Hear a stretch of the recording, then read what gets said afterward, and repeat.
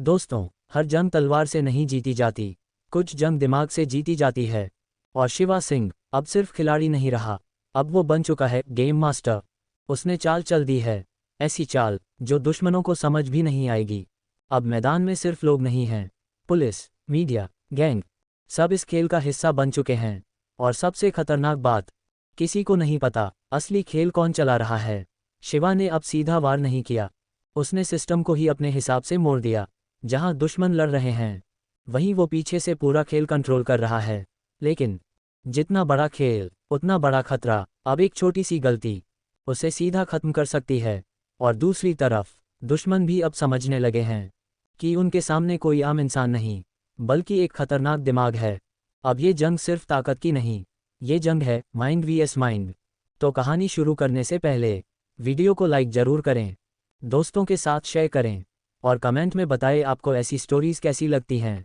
और अगर आप चाहते हैं ऐसी ही दमदार, दिलचस्प और दिल को छू जाने वाली कहानियाँ, तो अभी स्टोरी बॉक्स एफएम को सब्सक्राइब कर लीजिए, क्योंकि यहाँ हर कहानी आपको एक नई दुनिया में ले जाएगी। सुबह के 9 बजे शुरू हुई यह बैठक दोपहर तक चली। बैठक खत्म होने के बाद बहुत से लोग खुद आगे बढ़कर शिवा सिंह से बड़ी ही मिठास के साथ बातें करने लगे। कुछ लोगों ने तो उसे अपने बिजनेस कार्ड भी दिए। जब शिवा पहली बार यहाँ आया था, उसकी तुलना में अब लोगों का उत्साह कहीं ज़्यादा था। शिवा के बगल में बैठे एक गंजे आदमी ने जलन भरी नज़रों से उसे देखा और बोला, तुम तो रातों रात मशहूर हो गए। मैंने न जाने कितनी ऐसी बैठकों में हिस्सा लिया है, लेकिन तुम्हारा जैसा रुतबा मुझे कभी नहीं मिला। शिवा ने उस गंजे आदमी के कंधे पर हाथ रखा और मुस्कुराकर बोला, मौका सबको मिलता है मेरे भाई। वैसे आपका शुभ नाम क्या है? मेरा नाम कपूर है, लवेश कपूर। वह गंजा आदमी खुश होते हुए बोला। हैं? शिवा थोड़ा हैरान हुआ, ये नाम इतना जाना पहचाना क्यों लग रहा था। तुम अपना नाम लक्ष्य कपूर क्यों नहीं रखते? अरे, तुम मेरे छोटे भाई को कैसे जानते हो? ये तो हो ही नहीं सकता, वह तो अभी सिर्फ एक किशोर है, तुम उसे कैसे जानते हो? उस गंजे आदमी की आंखों में हैरानी साफ झलक रही थी। शिवा को अब पूरा यकीन हो गया था कि उसके सामने बैठा यह आदमी कोई और नहीं, बल्कि शहर के मशहूर होटल किंग ललित कपूर का बड़ा बेटा लवेश कपूर है, कपूर परिवार का वारिस। हालांकि वह अपने छोटे भाई लक्ष्य कपूर जितना मशहूर नहीं था। ये रईस से ज़्यादा बिल्कुल विजय सिंघानिया की तरह था, जिसे बस ऐशो आराम और घुड़दौड़ का ही शौक था। उसके घोड़ों के नाम भी बड़े ही अजीबोगरीब होते थे, जैसे हिप हॉप यंग मास्टर, कैफ्री यंग मास्टर और हैप्पी यंग मास्टर। सच तो ये था कि एक रईसजादे के तौर पर उसके घोड़ों के नाम ही बता देते थे कि उसकी ज़िंदगी कितनी उदास थी। वह घर का बड़ा बेटा था, लेकिन परिवार की पूरी विरासत उसके छोटे भाई लक्ष्य कपूर के हाथों में चली गई। ऐसे में कोई भी इंसान बस झूठी मुस्कान के सहारे ही जी सकता था और अपना दर्द भुलाने के लिए घुड़दौड़ जैसे शौक पाल सकता था। खुद पर भरोसा रखो, एक दिन तुम भी बहुत कामयाब होगे, शिवा ने लवेश कपूर की हिम्मत बढ़ाते हुए कहा। लवेश कपूर थोड़ा भावुक हो गया। भले ही शिवा उससे उम्र में छोटा था, लेकिन उसकी कामयाबी एक रईस परिवार के बिगड़े नवाब से कहीं ज़्यादा थी। उसके पिता ललित कपूर हमेशा उसे ताना मारते थे कि वह जिंदगी में कुछ नहीं कर पाया, इसीलिए उन्होंने उसे इस बैठक में भेजा था ताकि वह कुछ सीख सके। और उसने पूरी लगन से एक एक बात अपनी डायरी में लिखी भी थी। बहुत बहुत शुक्रिया, मैं तुम्हें हमेशा याद रखूंगा। लवेश कपूर ने शिवा के कंधे पर हाथ थपथपाया। भले ही उनकी मुलाकात को ज़्यादा वक्त नहीं हुआ था, लेकिन लवेश कपूर को ये यकीन हो गया था कि शिवा कोई आम इंसान नहीं है। एक नाकारा नवाब होने के बावजूद वह एक अमीर परिवार में पला बड़ा था और उसे लगता था कि लोगों को पहचानने की परख उसमें अभी भी बाकी है। हाँ, एक बात और, जब दोनों अलग होने लगे तो शिवा को अचानक कुछ याद आया। तुम्हारा छोटा भाई लक्ष्य कपूर अब कितने साल का है? 12 साल का। तो फिर मेरी तरफ से उसे एक पैगाम दे देना। क्या बात कहनी है? उससे कहना कि वह दिव्या से दूर रहे, वह लड़की सिर्फ मेरी है। हैं? लवेश कपूर पूरी तरह से उलझन में पड़ गया। ये दिव्या कौन है? मारवाड़ी व्यापार मंडल शहर के सबसे अमीर संगठनों में से एक था, और जब इतने सारे लोग एक साथ इकट्ठा हुए थे तो दोपहर के खाने का इंतजाम होना ही था। ये दावत पास के ही सबसे शानदार ताइबाई समुद्री भोजनालय में रखी गई थी।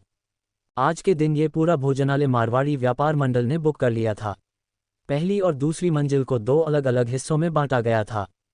पहली मंजिल पर छोटे और मंझले व्यापारी बैठे थे, जबकि दूसरी मंजिल शहर के बड़े रईसों, व्यापारिक जगत के दिग्गजों और व्यापार मंडल के अध्यक्ष और उपाध्यक्षों के लिए खास तौर पर आरक्षित थी। शिवा पहली मंजिल पर आकर बैठ गया। उसकी मेज पर बैठे सभी लोग उसी की तरह छोटे व्यापारी थे और सब एक दूसरे से बड़ी ही इज्जत और तहजीब के साथ बातें कर रहे थे। उनमें से एक ने जलती हुई आंखों से दूसरी मंजिल की तरफ देखा और बोला, न जाने हमारे जैसे लोग कब उस दूसरी मंजिल तक पहुंच पाएंगे। सपने देखना छोड़ दो मेरे भाई। उस दूसरी मंजिल पर बैठने वालों की हैसियत कम से कम 5 करोड़ रुपए की है। व्यापार मंडल हमेशा कहता है कि वे सबके साथ एक जैसा बर्ताव करते हैं, लेकिन क्या ये भेदभाव नहीं है? मुझे तो पूरा शक है कि हमारा ये खाना उस दूसरी मंजिल वाले खाने से बिल्कुल अलग है। हाँ, बिल्कुल सही कहा, हमारी मेज पर ये कौन सी शराब परोसी जा रही है? डॉक्टर रेड, वो लोग तो ऊपर पक्का रेमी मार्टिन एक्सो की बोतल खोल रहे होंगे। शिवा को ये सुनकर बड़ी हंसी आई। ये लोग खुद तो कोई मेहनत नहीं करते थे, बस दूसरों से जलते रहते थे। इस बात का भला क्या फायदा? शिवा को हंसता देख वह आदमी थोड़ा चिढ़ गया। शिवा बाबू, क्या मैंने कुछ गलत कहा? बैठक में मिले सम्मान को देखकर मुगालते में मत रहना। तुम्हारी हैसियत भी उस दूसरी मंजिल पर बैठने की नहीं है। आखिर में तुम्हें भी हम जैसे मामूली लोगों के साथ ही बैठना पड़ रहा है। अरे अभी उम्र ही क्या है इसकी, आगे बहुत मौके मिलेंगे। एक और आदमी ने ताना मारते हुए कहा। शिवा ने देखा कि वे लोग मजे ले रहे हैं, लेकिन उसने उनकी बातों पर कोई खास ध्यान नहीं दिया। उन लोगों को लगा कि शिवा उनकी बातों से डर गया है, इसलिए वे और भी ज्यादा चौड़े होकर बैठने लगे। जल्द ही खाना परोस दिया गया। शिवा को जोरों की भूख लगी थी और उसने खाने के लिए अपने हाथ आगे बढ़ाए ही थे कि तभी 30 साल का एक आदमी, जो किसी सेक्रेटरी जैसा लग रहा था, उनके पास आया और बोला, माफ़ कीजिएगा, क्या आप ही शिवा बाबू हैं? मुझे खेद है, लेकिन आपकी जगह दूसरी मंजिल पर है। पलक झपकते ही उस मेज पर बैठा हर इंसान सन रह गया। जिन लोगों ने अभी अभी शिवा का मजाक उड़ाया था, उनके हाथ हवा में ही रुक गए, उनके मुंह खुले के खुले रह गए और उनकी आंखों में अचरज साफ झलक रहा था। डॉट डॉट डॉट ताइबाई समुद्री भोजनालय की दूसरी मंजिल के एक खास कमरे में उस सेक्रेटरी के पीछे पीछे चलते हुए शिवा ने कदम रखा। कमरे के अंदर 7-8 लोग बैठे थे, जिनकी औसत उम्र लगभग 40 साल के आसपास रही होगी। मुख्य कुर्सी पर मारवाड़ी व्यापार मंडल के अध्यक्ष ललित लोढ़ा बैठे थे और उनके ठीक बगल में सेठ ललवानी अपनी जगह जमाए हुए थे। उनके आसपास कुछ और उपाध्यक्ष भी मौजूद थे। शिवा को अंदर आते देख ललित लोढ़ा ने हाथ हिलाकर उसका स्वागत किया और बड़ी ही गर्मजोशी से कहा, आओ शिवा, आकर बैठो। मैंने तुम्हारे लिए ही यह कुर्सी खाली रखी है। इतना कहने के बाद ललित लोढ़ा ने सेठ ललवानी और बाकी लोगों की तरफ देखते हुए कहा, मैंने इस नौजवान को अपने साथ बैठने का न्योता दिया है। आप लोगों को कोई ऐतराज तो नहीं है ना? ललित लोढ़ा के इस एक वाक्य में एक अध्यक्ष का पूरा रौब और दबदबा छलक रहा था, जो बैठक में उनके शांत और बेबस रवैये से बिल्कुल अलग था। सेठ ललवानी एक समझदार इंसान थे और वो बहुत अच्छी तरह से समझ गए थे कि ललित लोढ़ा का ये सब करने के पीछे क्या मकसद है। उनका असली मकसद शिवा का इस्तेमाल करके बाकी उपाध्यक्षों को एक कड़ी चेतावनी देना था, ज्यादा दिमाग मत लगाओ, मैं अभी भी इस कुर्सी पर कायम हूँ, अपनी हद में रहो। शिवा भी कोई कच्चा खिलाड़ी नहीं था, उसे पता था कि उसे इस खेल में कौन सा मोहरा बनाया गया है। कमरे में बैठे लोगों पर नजर डालते ही उसे समझ आ गया कि ये सब कितने उम्रदराज और मगरूर लोग हैं। उसे लगा जैसे वह गलत जगह आ फंसा है। आपके इतने प्यार और सम्मान के लिए बहुत बहुत धन्यवाद, अध्यक्ष लोढ़ा जी। लेकिन मेरे अंदर अभी जवानी का जोश है, मुझसे इन कायदों में बंद कर नहीं बैठा जाता। क्यों ना मैं आप सभी सम्मानित दिग्गजों के सम्मान में एक जाम पीकर अपनी माफ़ी मांग लूँ? अरे कोई बात नहीं, तुम बस बैठ जाओ। मैंने कह दिया ना, अब किसी की हिम्मत नहीं जो ऐतराज़ जताए। ललित लोढ़ा की आवाज़ में एक अजीब सी सख्ती थी। शिवा अच्छी तरह जानता था कि वह वहां बैठ नहीं सकता। वहां मौजूद हर शख्स व्यापार जगत का एक बड़ा नाम और व्यापार मंडल का एक अहम हिस्सा था। इसके बाद वे लोग जो भी बातें करने वाले थे, वो यकीनन बहुत ही गुप्त और खास होने वाली थीं। उसे वो बातें सुननी चाहिए या नहीं? आपका बहुत बहुत शुक्रिया अध्यक्ष लोढ़ा जी, लेकिन सच कहूँ तो मेरा दिल अभी भी नीचे जाकर वो शानदार खाना खाने का कर रहा है। खासतौर पर मुझे वो डॉक्टरेट शराब बहुत पसंद है। शिवा ने मेज की तरफ एक तिरछी नज़र डाली और समझ गया कि नीचे बैठा वह बड़बोला आदमी बिल्कुल सही था। ये सारे बड़े लोग वाकई रेमी मार्टिन एक्सो का लुत्फ़ उठा रहे थे। अगर ऐसी बात है तो मैं भी तुम्हें और मजबूर नहीं करूंगा। ललित लोढ़ा एक मजे हुए खिलाड़ी की तरह जानते थे कि कहाँ रुकना है।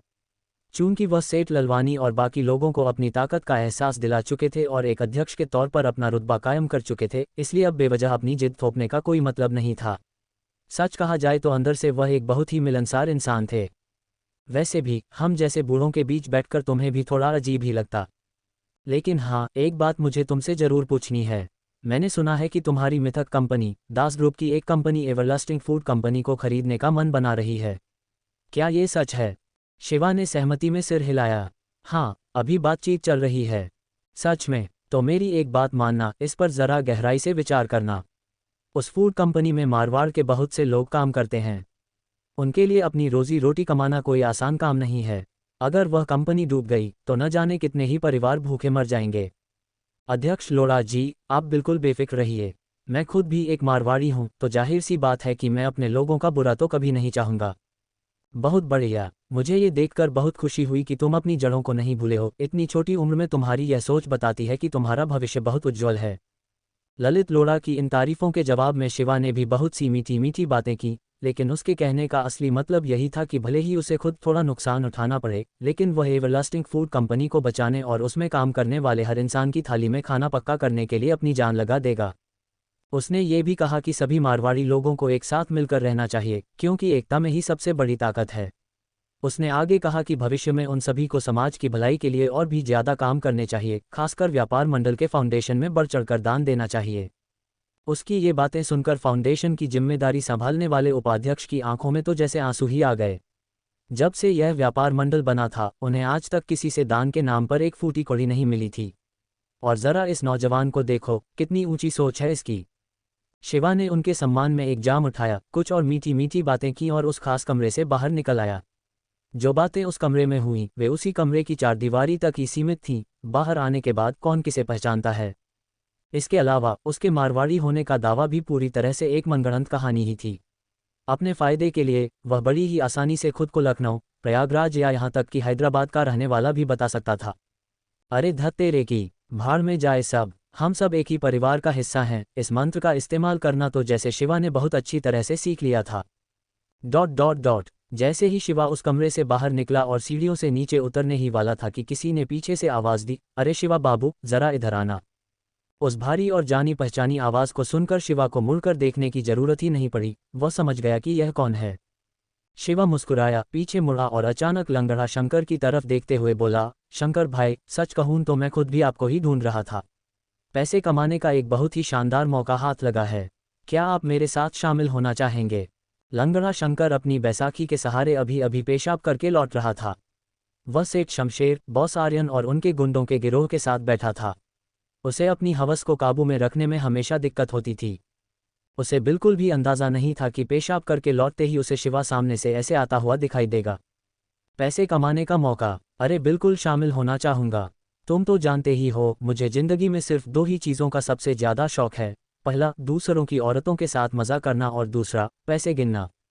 शंकर भाई, आपके शौक भी सच में बहुत ही अनोखे हैं। खैर, बात कुछ ऐसी है कि हाल ही में मेरी एक बहुत बड़े व्यापारी से बात हुई है। वे लोग समुद्री खाने का थोक व्यापार करते हैं और उनके दाम भी बहुत सही और ईमानदारी भरे हैं। शिवा ने बिना कोई घुमाव फिराव किए सीधे उस समझौते के बारे में बता दिया जो उसकी वाटरनोमैड कबीले के साथ हुआ था।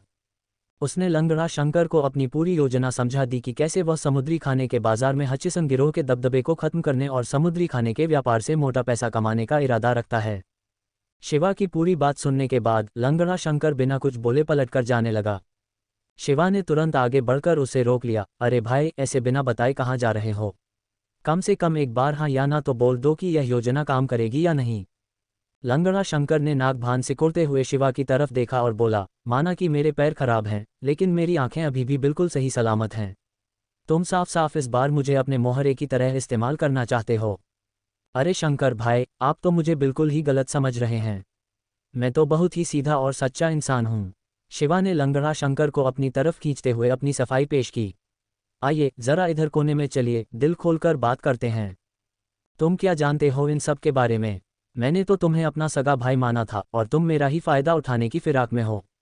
तुम्हें अंदाज़ा भी है कि हचिसन कैसा गिरोह है? शहर के 4 सबसे खूंखार गिरोहों में सबसे ऊपर आता है उनका नाम। उनके पास 30,000 गुंडे हैं। तुम्हें क्या लगता है मेरी एकता गैंग के लड़के उनसे भिड़ पाएंगे? क्या तुम मौत के मुंह में जाना चाहते हो? अरे भाई, मैं आपको मौत के मुंह में कैसे धकेल सकता हूँ? बल्कि इसमें तो आपका ही सबसे बड़ा फ़ायदा छुपा है। कैसा फ़ायदा? ज़रा अपने कान इधर लाइए। शिवा ने लंगड़ा शंकर के कान में फुसफुसाते हुए कुछ कहा। अरे बाप रे, क्या सच में ऐसा हो सकता है? ये सुनते ही लंगड़ा शंकर की आंखें फटी की फटी रह गईं। इतना कहने के बाद लंगड़ा शंकर ने अचानक अपनी बैसाखी का सहारा लेते हुए शिवा से खुद को थोड़ा दूर कर लिया। अरे ये क्या कर रहे हो? मुझे तुमसे थोड़ा दूर ही रहना है। लेकिन क्यों? तुम सच में बहुत ही खौफनाक इंसान हो, लंगड़ा शंकर ने कहा। यहाँ तक कि जब मैं किसी और आदमी की बीवी के साथ होता हूँ, तब भी मुझे ऐसा खौफ कभी महसूस नहीं होता जैसे कोई किसी भी वक्त मेरी पीठ में खंजर भोंक देगा। तो फिर आप ये काम करेंगे या नहीं? लंगड़ा शंकर एक पल के लिए खामोश हुआ, फिर किसी छोटे बच्चे की तरह अपने अंगूठे का नाखून जोर से चबाते हुए बोला, मैं करूँगा। या तो मौत मिलेगी या फिर सीधे स्वर्ग का रास्ता नापूंगा, कुछ तो हासिल होगा ही। शिवा ने उसकी पीठ थपथपाते हुए कहा, बहुत शानदार बात कही आपने। अमीर, कैसे हो? क्या तुम्हें यहाँ चौकीदार बनने की आदत हो रही है? इमारत के प्रवेश द्वार पर शिवा सिंह मुस्कुराए और एक सिगरेट निकालकर अमीर को दी। अमीर ने सिगरेट ली और मुस्कुराते हुए कहा, आदरणीय शिवा बाबू, मुझे सच में अपना काम बहुत पसंद है। मुझे लोगों को आते जाते देखना अच्छा लगता है और मुझे खास तौर पर द्वार की रखवाली करना और अपना काम अच्छे से करना बहुत पसंद है। सच में, यहाँ कोई अजनबी नहीं है और तुम और मैं पुराने दोस्त हैं, इसलिए कुछ भी छिपाने की ज़रूरत नहीं है। शिवा सिंह ने अमीर के कंधे को थपथपाते हुए और सिगरेट का पूरा पैकेट उसकी कमीज की जेब में रखते हुए कहा, अरे, मैं तुम्हें एक अच्छा दोस्त मानता हूँ। अमीर कुछ पल के लिए रुका, फिर कृतज्ञता के साथ बोला, धन्यवाद मालिक, आप एक अच्छे इंसान हैं। सच कहूँ तो मुझे अपना काम खास पसंद नहीं है। चौकीदार होने का क्या फ़ायदा? मैं दूसरों से बस थोड़ा ही ज़्यादा पैसा कमाता हूँ, लेकिन फिर भी मुझे हर दिन खुद खाना बनाना पड़ता है और करी चावल खाने पड़ते हैं। मैं हर महीने अपनी ज़्यादातर तनख्वाह घर वापस भेज देता हूँ। अपने खर्चे पूरे करने के बाद शायद ही कुछ बचता है। मैं बाहर जाने या ठीक से ज़िंदगी का आनंद लेने का खर्च भी नहीं उठा सकता। शिवा सिंह ने धीरे से कहा, तो क्या तुम कुछ अतिरिक्त पैसे कमाना चाहोगे? अतिरिक्त पैसे कमाना? हाँ, 3 दिन मैं तुम्हें 300 रुपये दूंगा। हे भगवान, मुझे बहुत खुशी होगी। लेकिन मुझे देखिए, मेरा मतलब है, मैं हिंदुस्तानी हूँ। अमीर ने कुछ असुरक्षा के साथ अपना चेहरा छूते हुए कहा। शिवा सिंह हंसे, मुझे तुम्हारी यह अनोखी दिखावट पसंद है। बोला, क्या तुम्हें तटरक्षक बल से कोलाबा में जासूस के रूप में तबादले की आदत हो रही है? केशव एक झूलने वाली कुर्सी पर बैठा और दीपक को एक सिगरेट दी। तुम शिवा के भाई हो तो तुम मेरे भी भाई हो। बस मुझे केशव भाई बुलाओ। ठीक है, केशव भाई। केशव मुस्कुराया, हर अधिकारी का अपना अंदाज होता है। यही बात उन्हें सबसे अलग बनाती है। उसने आगे कहा, कुछ घमंडी होते हैं, कुछ शांत होते हैं, कुछ क्रूर होते हैं और कुछ का कोई भरोसा नहीं होता। तुम्हें अपनी खुद की पहचान बनानी होगी। भोला ने अपना सिर खुजलाया, क्या इसका मतलब यह है कि मैं चतुर नहीं हूँ? केशव ने जवाब दिया, नहीं, इसका मतलब है कि अभी भी तुम्हारे आगे बढ़ने की गुंजाइश है। भोला मझगांव गोदी पहुंचा। एक मालवाहक जहाज खड़ा था और कुछ संदिग्ध लग रहा था। नियमित जांच, भोला ने शांति से कहा। वह जहाज पर चढ़ा और सावधानी से जांच की। जांच करने के बाद उसे एक छिपा हुआ डिब्बा मिला। अंदर कई जवान लड़कियां थीं जो डरी हुई और लाचार लग रही थीं। भोला तुरंत समझ गया कि कुछ गड़बड़ है। वह पलटा और दृढ़ता से बोला, ये गैरकानूनी है। इसमें शामिल सभी लोगों को हिरासत में लिया जाएगा। स्थिति जल्दी ही नियंत्रण में आ गई। लड़कियों को सुरक्षित बचा लिया गया और जिम्मेदार लोगों को हिरासत में ले लिया गया। कालू और बाकी लोग हैरान थे। उन्हें उम्मीद नहीं थी कि भोला इतनी दृढ़ता से स्थिति को संभालेगा। तभी दूरी में एक और बड़ा मालवाहक जहाज दिखाई दिया। कुछ ठीक नहीं लग रहा है, कालू ने कहा। अचानक तनाव बढ़ गया क्योंकि स्थिति खतरनाक हो गई। भोला ने तुरंत प्रतिक्रिया दी, तुम लोग पीछे हटो, मैं इसे संभाल लूंगा। इसके बाद एक टकराव हुआ। स्थिति तनावपूर्ण थी, लेकिन भोला अपनी जगह पर डटा रहा। मामला शांत होने के बाद बड़ा जहाज किनारे पर पहुंचा। लंगड़ा बलवंत बाहर निकला और बोला, क्या सच में ये सब जरूरी था? भोला मुस्कुराया, अगर यह असली नहीं लगेगा तो कोई इस पर यकीन नहीं करेगा। लंगड़ा बलवंत ने गहरी सांस ली, ठीक है, बाकी सब तुम पर निर्भर है। भोला ने आत्मविश्वास से जवाब दिया, कल तक सबको पता चल जाएगा कि नियम बदल गए हैं। कड़क कड़क मीडिया रिपोर्टरों की एक भीड़ ने तस्करी वाली मछली पकड़ने वाली नाव की धड़ाधड़ तस्वीरें खींचनी शुरू कर दी। इंस्पेक्टर दीपक, क्या आप थोड़ा और रौबदार पोज दे सकते हैं? हमें आपका क्लोजअप लेना है। बिल्कुल, इन्होंने अकेले ही समुद्री घोंघे की तस्करी का इतना बड़ा भंडाफोड़ किया है, ये सच में बहुत शानदार है। एक रिपोर्टर ने दीपक को अंगूठा दिखाते हुए शाबाशी दी। दीपक नाव पर बड़ी ही शालीनता से खड़ा था। उसने अपनी कमर पर हाथ रखे और रौबदार दिखने की पूरी कोशिश करने लगा। आखिर में उसे लगा कि बंदूक निकालने वाला पोज सबसे ज्यादा धांसू लगेगा। इसलिए उसने अपनी बंदूक निकाली, उसे सिर के ऊपर उठाया, एक हाथ कमर पर रखा और गुस्से से घूरने लगा, जैसे किसी देशभक्ति फिल्म का कोई महान फौजी हीरो हो। एक बार फिर कड़क कड़क की आवाज़ हुई और कैमरों की फ्लैशलाइट से पूरा इलाका चमक उठा। कालू और बाकी लोग वहीं खड़े फटी आंखों से ये सब तमाशा देख रहे थे। जब तक वे लोग पुलिस और सेना की मदद बुला पाते, तब तक पगला भोला ने अकेले ही सारे मुजरिमों को दबोच लिया था और पूरी नाव पर कब्जा कर लिया था। ये तो जैसे नामुमकिन था। सामने वालों के पास मशीन गनें थीं, लेकिन सच सबके सामने था। पगला भोला अब एक हीरो बन चुका था। दरोगा केशव अपने घर पर मजे से समुद्री घोघे खा रहा था कि तभी उसे खबर मिली कि पगला भोला ने इतना बड़ा कारनामा कर दिया है। वह इतनी हड़बड़ी में भागा कि अपनी बेल्ट बांधने का भी मौका नहीं मिला। पूरी बात समझने के बाद उसके दिमाग में पहला सवाल यही आया, अरे ये कौन सा ज़माना आ गया है, अब लोग समुद्री घोघे की भी तस्करी करने लगे हैं। ... गुंडे मछुआरों पर जुल्म कर रहे हैं और अब समुद्री घोघे की भी तस्करी करनी पड़ रही है। क्या मुंबई सच में एक अच्छी जगह है या बहुत ही बुरी? जबरदस्ती की खरीद फरोख्त, बाजार में दादागिरी और एकाधिकार, यहाँ तक कि समुद्री घोघे की भी तस्करी हो रही है। मुंबई दुनिया में नंबर 1 बन गया है। अगले दिन पूरे मुंबई के अखबारों और पत्रिकाओं में इस घिनौने काम की निंदा करते हुए बड़े बड़े लेख छपे। लेख में सीधे तौर पर मछुआरों पर हो रहे जुल्म और समुद्री खाने के बाजार पर गुंडों के कब्जे और उनकी दादागिरी पर निशाना साधा गया था। दैनिक जागरण के पहले पन्ने की खबर तो और भी ज्यादा तीखी थी। एक छोटी सी घटना से पूरी सच्चाई सामने आ गई। तस्करी के समुद्री घोघे से भरी एक नाव ने आज के मुंबई में फैले भ्रष्टाचार और बाजार पर गुंडों के कब्जे की पोल खोल दी है। इन खूंखार गिरोहों के राज में समुद्री खाने का व्यापार उनके लिए सिर्फ पैसा बटोरने का एक जरिया बन गया है। मुख्य पुलिस थाना खटाक मुख्य अधीक्षक जेम्स ने अपने हाथ में पकड़ा अखबार में इस पर दे मारा और फिर एक लंबा चौड़ा उबाऊ भाषण शुरू कर दिया। नीचे विदेशी पुलिस अफसरों की एक टोली बैठी थी और साथ ही चिराग चौहान, रणविजय सिंह और यशवंत जैसे हिंदुस्तानी पुलिस अफसर और दरोगा भी मौजूद थे। बगल में बैठा अनुवादक माहौल की गर्मी देखकर जोश में आ गया और उसने भी मेज पर मुक्का मारते हुए कहा, जेम्स साहब बहुत गुस्से में हैं। वे आग बबूला हो रहे हैं। मुंबई में ऐसा कैसे हो सकता है? गुंडों की लूट खसोट के बीच अब समुद्री घोघे की भी तस्करी हो रही है। इससे पूरे मुंबई की दुनिया भर में बेइज्जती हो रही है। इसके बाद जेम्स ने गालियों की एक और झड़ी लगा दी। अनुवादक, तुम सारे सरकारी कर्मचारी बिल्कुल नाकारा और बेवकूफ़ हो। अगर यह मसला जल्दी नहीं सुलझा तो तुम तो खत्म होगे ही, साथ में मेरी भी नौकरी चली जाएगी। चिराग चौहान, रणविजय सिंह और बाकी सब ने एक दूसरे की तरफ देखा। जेम्स फिर कुछ देर तक चिराग चौहान और रणविजय सिंह पर अपनी भड़ास निकालता रहा। अनुवादक, ये सब तुम्हारे हिंदुस्तानी समाज की करतूत है। तुम दोनों हिंदुस्तानी पुलिस में बड़े अफसर हो, ज्यादा शरीफ बनने की जरूरत नहीं है। मैं जानता हूं कि तुम लोग मुझसे यानी मुख्य अधीक्षक से भी ज्यादा ताकतवर हो, इसलिए मैं यह मामला तुम्हारे हवाले कर रहा हूं। एक दिन के अंदर मुझे इसका हल चाहिए। इतना कहने के बाद जेम्स खड़ा हुआ और टूटी फूटी हिंदी में गाली देते हुए बोला, मैं तुम सबको जान से मार दूंगा। फिर वह पलटा और वहां से चला गया। अनुवादक भी खड़ा हुआ और यह कहते हुए बाहर निकल गया, खैर मुझे इस आखिरी बात का अनुवाद करने की ज़रूरत नहीं है। जब सारे विदेशी पुलिस वाले चले गए तो चिराग चौहान ने एक सिगरेट निकाली और रणविजय सिंह को देते हुए पूछा, तुम्हें क्या लगता है? रणविजय सिंह ने मुंह बनाते हुए कहा, बात बहुत ज़्यादा बिगड़ चुकी है। सुनने में आया है कि लंदन के द टाइम्स अखबार के पहले पन्ने पर भी यह खबर छपी है। मुझे तो डर है कि अब महारानी भी यह सोच रही होंगी कि उनके खाने में परोसा गया समुद्री घोघा कहीं तस्करी का तो नहीं या किसी गिरोह ने ज़बरदस्ती तो नहीं बेचा। चिराग चौहान ने एक फीकी मुस्कान के साथ कहा, समुद्री घोघे की तस्करी? मुझे तो ये बात बड़ी अजीब और मजाकिया लगती है। यशवंत ने अपना हाथ उठाया और बीच में बोलते हुए कहा, भाइयों, मुझे नहीं लगता कि इसमें हंसने वाली कोई बात है। क्यों? चिराग चौहान और रणविजय सिंह ने यशवंत की तरफ देखा। यशवंत को ये देखकर बहुत मजा आ रहा था कि दो बड़े अफसर उस पर ध्यान दे रहे हैं। उसे ऐसा लग रहा था जैसे वह दोबारा दरोगाओं का मुखिया बन गया हो। मैंने सुना है कि आजकल कोई विदेशी आदमी बहुत ऊंचे दाम पर समुद्री घोघा खरीद रहा है, लेकिन आपको तो पता ही है कि समुद्री घोघे और समुद्री खाने के बाजार पर 4 बड़े गिरोहों का कब्जा है। जो लोग मोटा पैसा कमाना चाहते हैं उनके पास खरीदारों को तस्करी के जरिए माल पहुंचाने के सिवा कोई और चारा नहीं बचा है। अरे क्या सच में ऐसा है?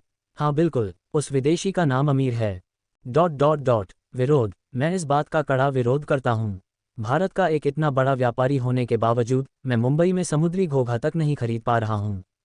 क्या यह अब भी एक आज़ाद बंदरगाह है? क्या यह अब भी एक खुशहाल जगह है? मुंबई के मत्स्य विभाग के दफ्तर में अमीर ने अपनी पुरानी सिख पगड़ी उतार दी थी। अब वह एक शानदार सूट और टाई पहने हुए था और सिर पर एक बहुत ही शाही ब्रिटिश हैट लगाई हुई थी। उसके गले में एक प्यारी सी बोटाई बंधी थी और वह अपने बाएं हाथ में एक मोटी सी छड़ी लिए खड़ा था। वह बहुत ही मगरूर लग रहा था और उसका रुतबा भी गजब का था, जो एक हिंदुस्तानी रईस की पहचान से बिल्कुल मेल खाता था। लंबे समय से कई हिंदुस्तानियों को इस बात का बहुत घमंड रहा है कि भारत कभी ब्रिटिश साम्राज्य का हिस्सा था।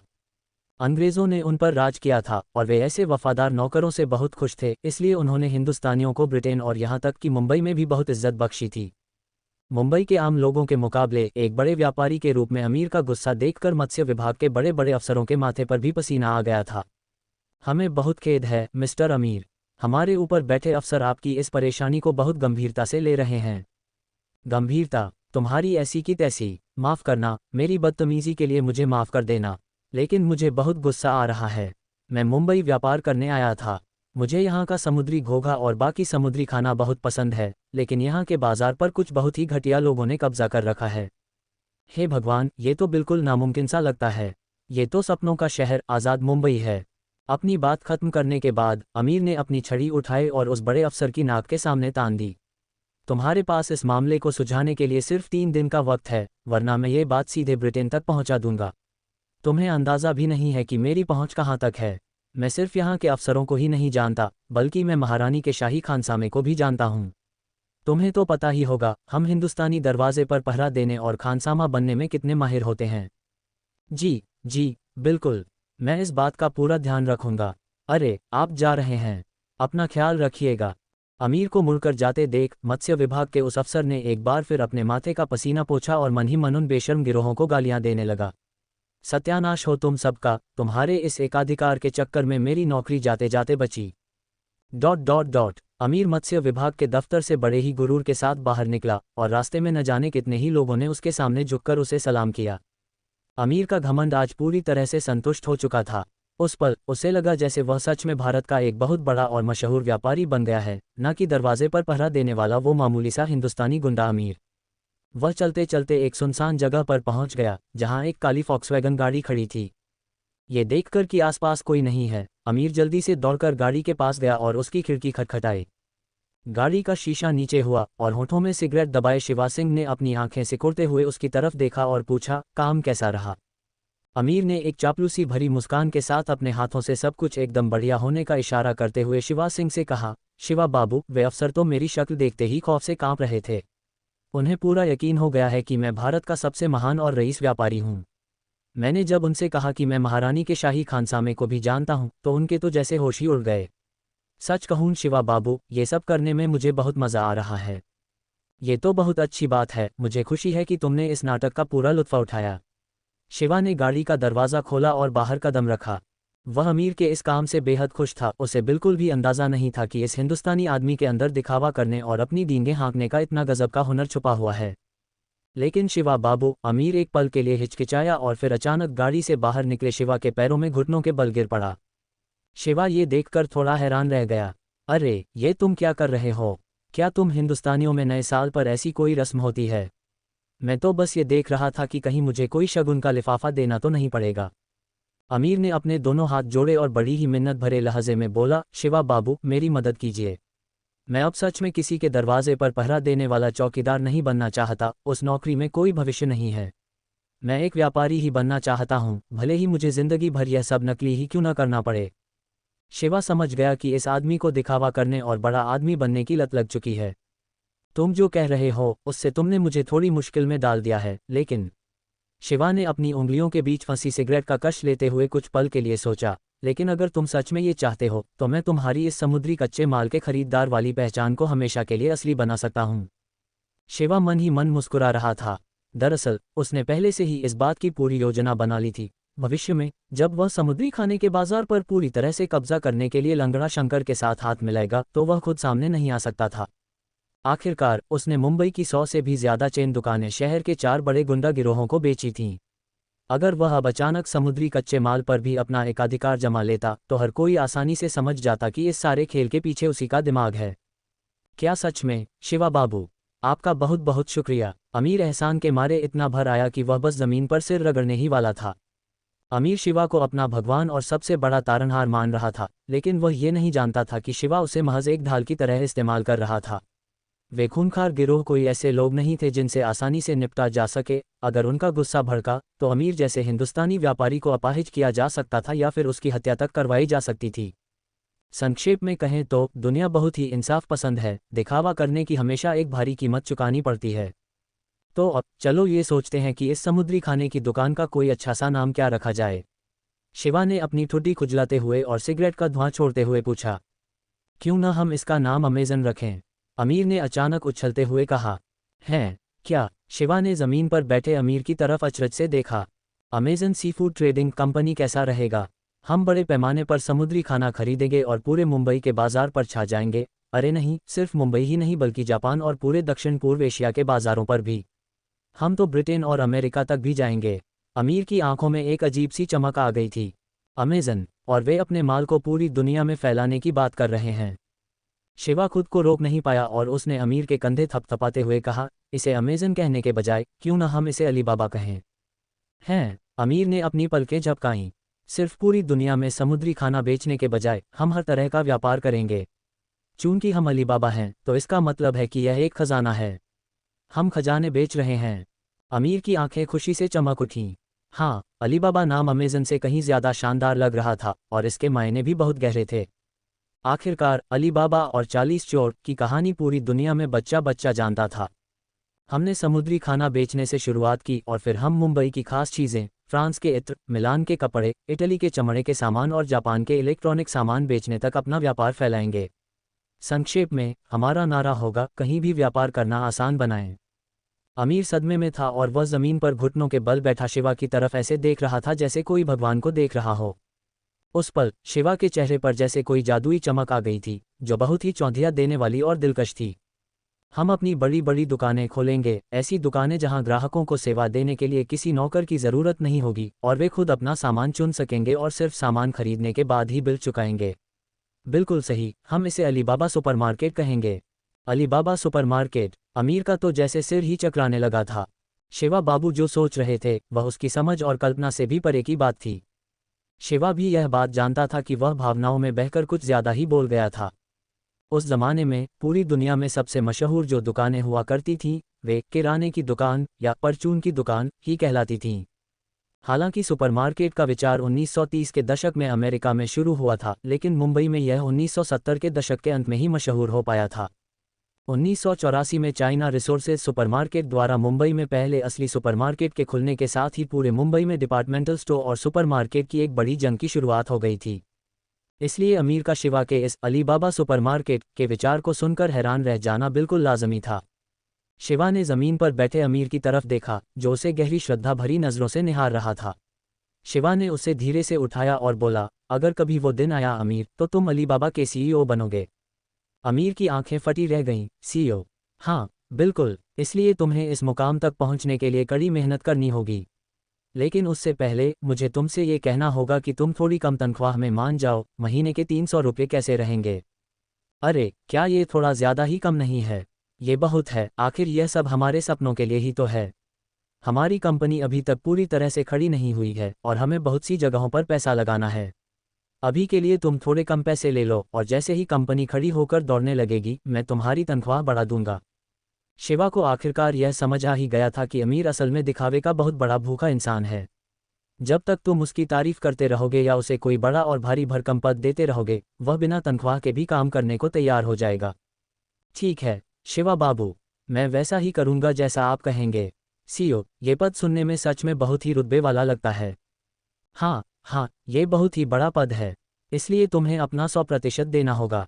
शिवा बहुत अच्छी तरह से जानता था कि उसने अभी अभी जो कुछ भी कहा था वह सिर्फ हवाई बातें थीं। सुपरमार्केट खोलने के लिए लगने वाले बेहिसाब पैसे की बात तो छोड़ ही दीजिए, सिर्फ एक अच्छी जगह ढूंढना ही अपने आप में एक बहुत बड़ा सिरदर्द होता है। इसलिए अभी वह सिर्फ एक छोटी सी परचून की दुकान चला सकता है जिसमें समुद्री खाना बिकता है और अमीर उस दुकान का मैनेजर है, जिसे आम भाषा में मजदूर कहा जाता है।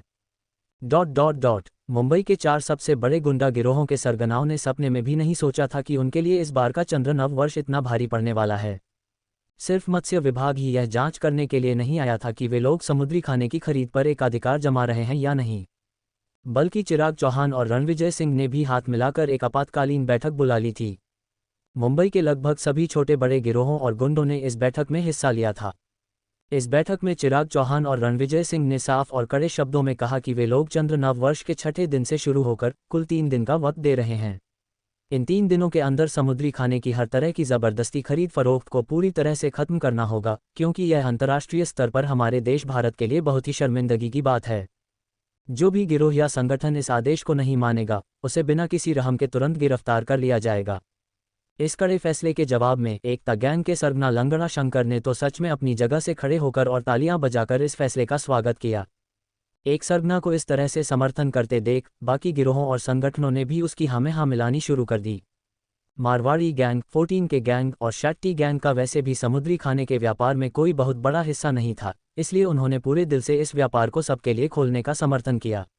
उन्होंने सोचा कि वो की गैंग का एकाधिकार खत्म होना उनके लिए अच्छा ही है, हो सकता है कि भविष्य में वे भी इस व्यापार से कुछ मोटा पैसा कमा सकें। इस नए फरमान से जिन लोगों को सबसे ज्यादा नुकसान होने वाला था वे थे हचिसन गिरोह और द लॉयल गैंग। वो की गैंग में 30,000 से भी ज्यादा गुंडे थे, जो कि बहुत बड़ी तादाद थी और इतने सारे लोगों का पेट पालना कोई आसान काम नहीं था। और इनमें से ज्यादातर लोग मुंबई के ही रहने वाले आम नागरिक थे। इतना बड़ा गिरोह हमेशा से समुद्री खाने के बाजार पर अपना एकाधिकार जमा कर ही पैसा कमाता आ रहा था। अब जब उनका यह एकाधिकार टूट चुका था तो इन 30,000 लोगों के खाने पीने और रोजमर्रा की जरूरतों का क्या होगा। हचिसन गिरोह के सरगना के रूप में सफ़ेद बालों वाले बॉस धीरज कोई ऐसे इंसान नहीं थे जिनसे आसानी से पंगा लिया जा सके। बैठक के खत्म होते ही उसने तुरंत अपने खास गुंडों को ये पता लगाने का आदेश दिया कि आखिर इस सारी मुसीबत की जड़ कौन है और इसके पीछे किसका दिमाग है। जल्द ही उन्हें ये खबर मिल गई कि यह सब एक हिंदुस्तानी आदमी का किया धरा है, जिसने अलीबाबा नाम की एक नई कंपनी शुरू की है। हिंदुस्तानी अलीबाबा। बॉस धीरज ने गुस्से से बौखलाते हुए और दहाड़ते हुए आदेश दिया, उसे तबाह कर दो। मुंबई में द लॉयल गैंग के सदस्यों की एक बहुत बड़ी संख्या थी, जिसके बारे में कहा जाता था कि वे 30,000 हैं। कई लोगों का कहना था कि द लॉयल गैंग में लोग तो बहुत हैं, लेकिन वे लड़ना नहीं जानते। इसलिए सफ़ेद बालों वाले बॉस के सबसे खास आदमी विकास को छोड़कर द लॉयल गैंग के कई बाहुबली कुछ खास दमखम वाले नहीं थे। लेकिन कोलाबा का रंगा एक अपवाद था। रंगा का जन्म मुंबई के डीप वाटर पिए की झुग्गियों में हुआ था। उसके कई भाई बहन थे और उसके माता पिता फिश बॉल बेचकर 10 से अधिक लोगों के परिवार का भरण पोषण करते थे। इस आर्थिक स्थिति के कारण रंगा को अधिक औपचारिक शिक्षा नहीं मिल पाए और उसने समाज में संघर्ष करना शुरू कर दिया। उसने सबसे पहले बंदरगाह पर तस्करी का माल उतारने का काम किया और बाद में ब्लैक में टिकट बेचने के धंधे में लग गया। संयोग से 15 साल का रंगा द लॉयल गैंग के सरगना सफ़ेद बालों वाले बॉस धीरज का चेला बन गया। रंगा लंबा और हट्टा कट्टा था और वह समझदार और सोचने विचारने में भी तेज था। वह कभी भी लोगों से सीधे नहीं भिड़ता था। एक नए सदस्य के रूप में उसने केवल छोटे मोटे काम किए, लेकिन मामलों को संभालने की उसकी बेहतरीन क्षमता को गैंग ने जल्दी ही पहचान लिया।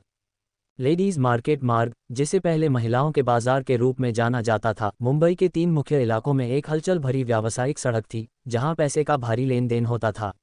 यह एक बहुत ही मुनाफे वाला धंधा था। रंगा ने वहां अपना इलाका विकसित करने के लिए लोगों के एक समूह का नेतृत्व किया, जिससे गैंग को भारी आर्थिक लाभ हुआ। रंगा की असाधारण व्यावसायिक समझ के कारण कुछ ही समय पहले बॉस ने कोलाबा इलाके में सबसे अधिक मुनाफे वाले 3 पत्ती के अड्डे का जिम्मा रंगा को सौंप दिया था।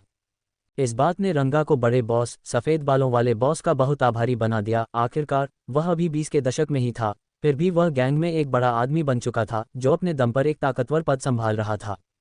इस समय रंगा अपने लंबे बिखरे बालों और एक लंबा कोट पहने 3 पत्ती के अड्डे में एक कुर्सी पर अपना एक पैर रखे हुए था और जुए की मेज के सहारे खड़ा था। उसने अपने बाएं हाथ में विस्की की एक बोतल पकड़ रखी थी, तेज शराब का एक बड़ा घूंट लिया और फिर बोतल नीचे रख दी। उसकी खूंखार नज़रें उसके सामने खड़े 30 बेहतरीन गुंडों पर टिकी थीं। उसने भारी आवाज़ में कहा, बॉस ने अभी कहा है कि उनके पास हमारे लिए एक काम है।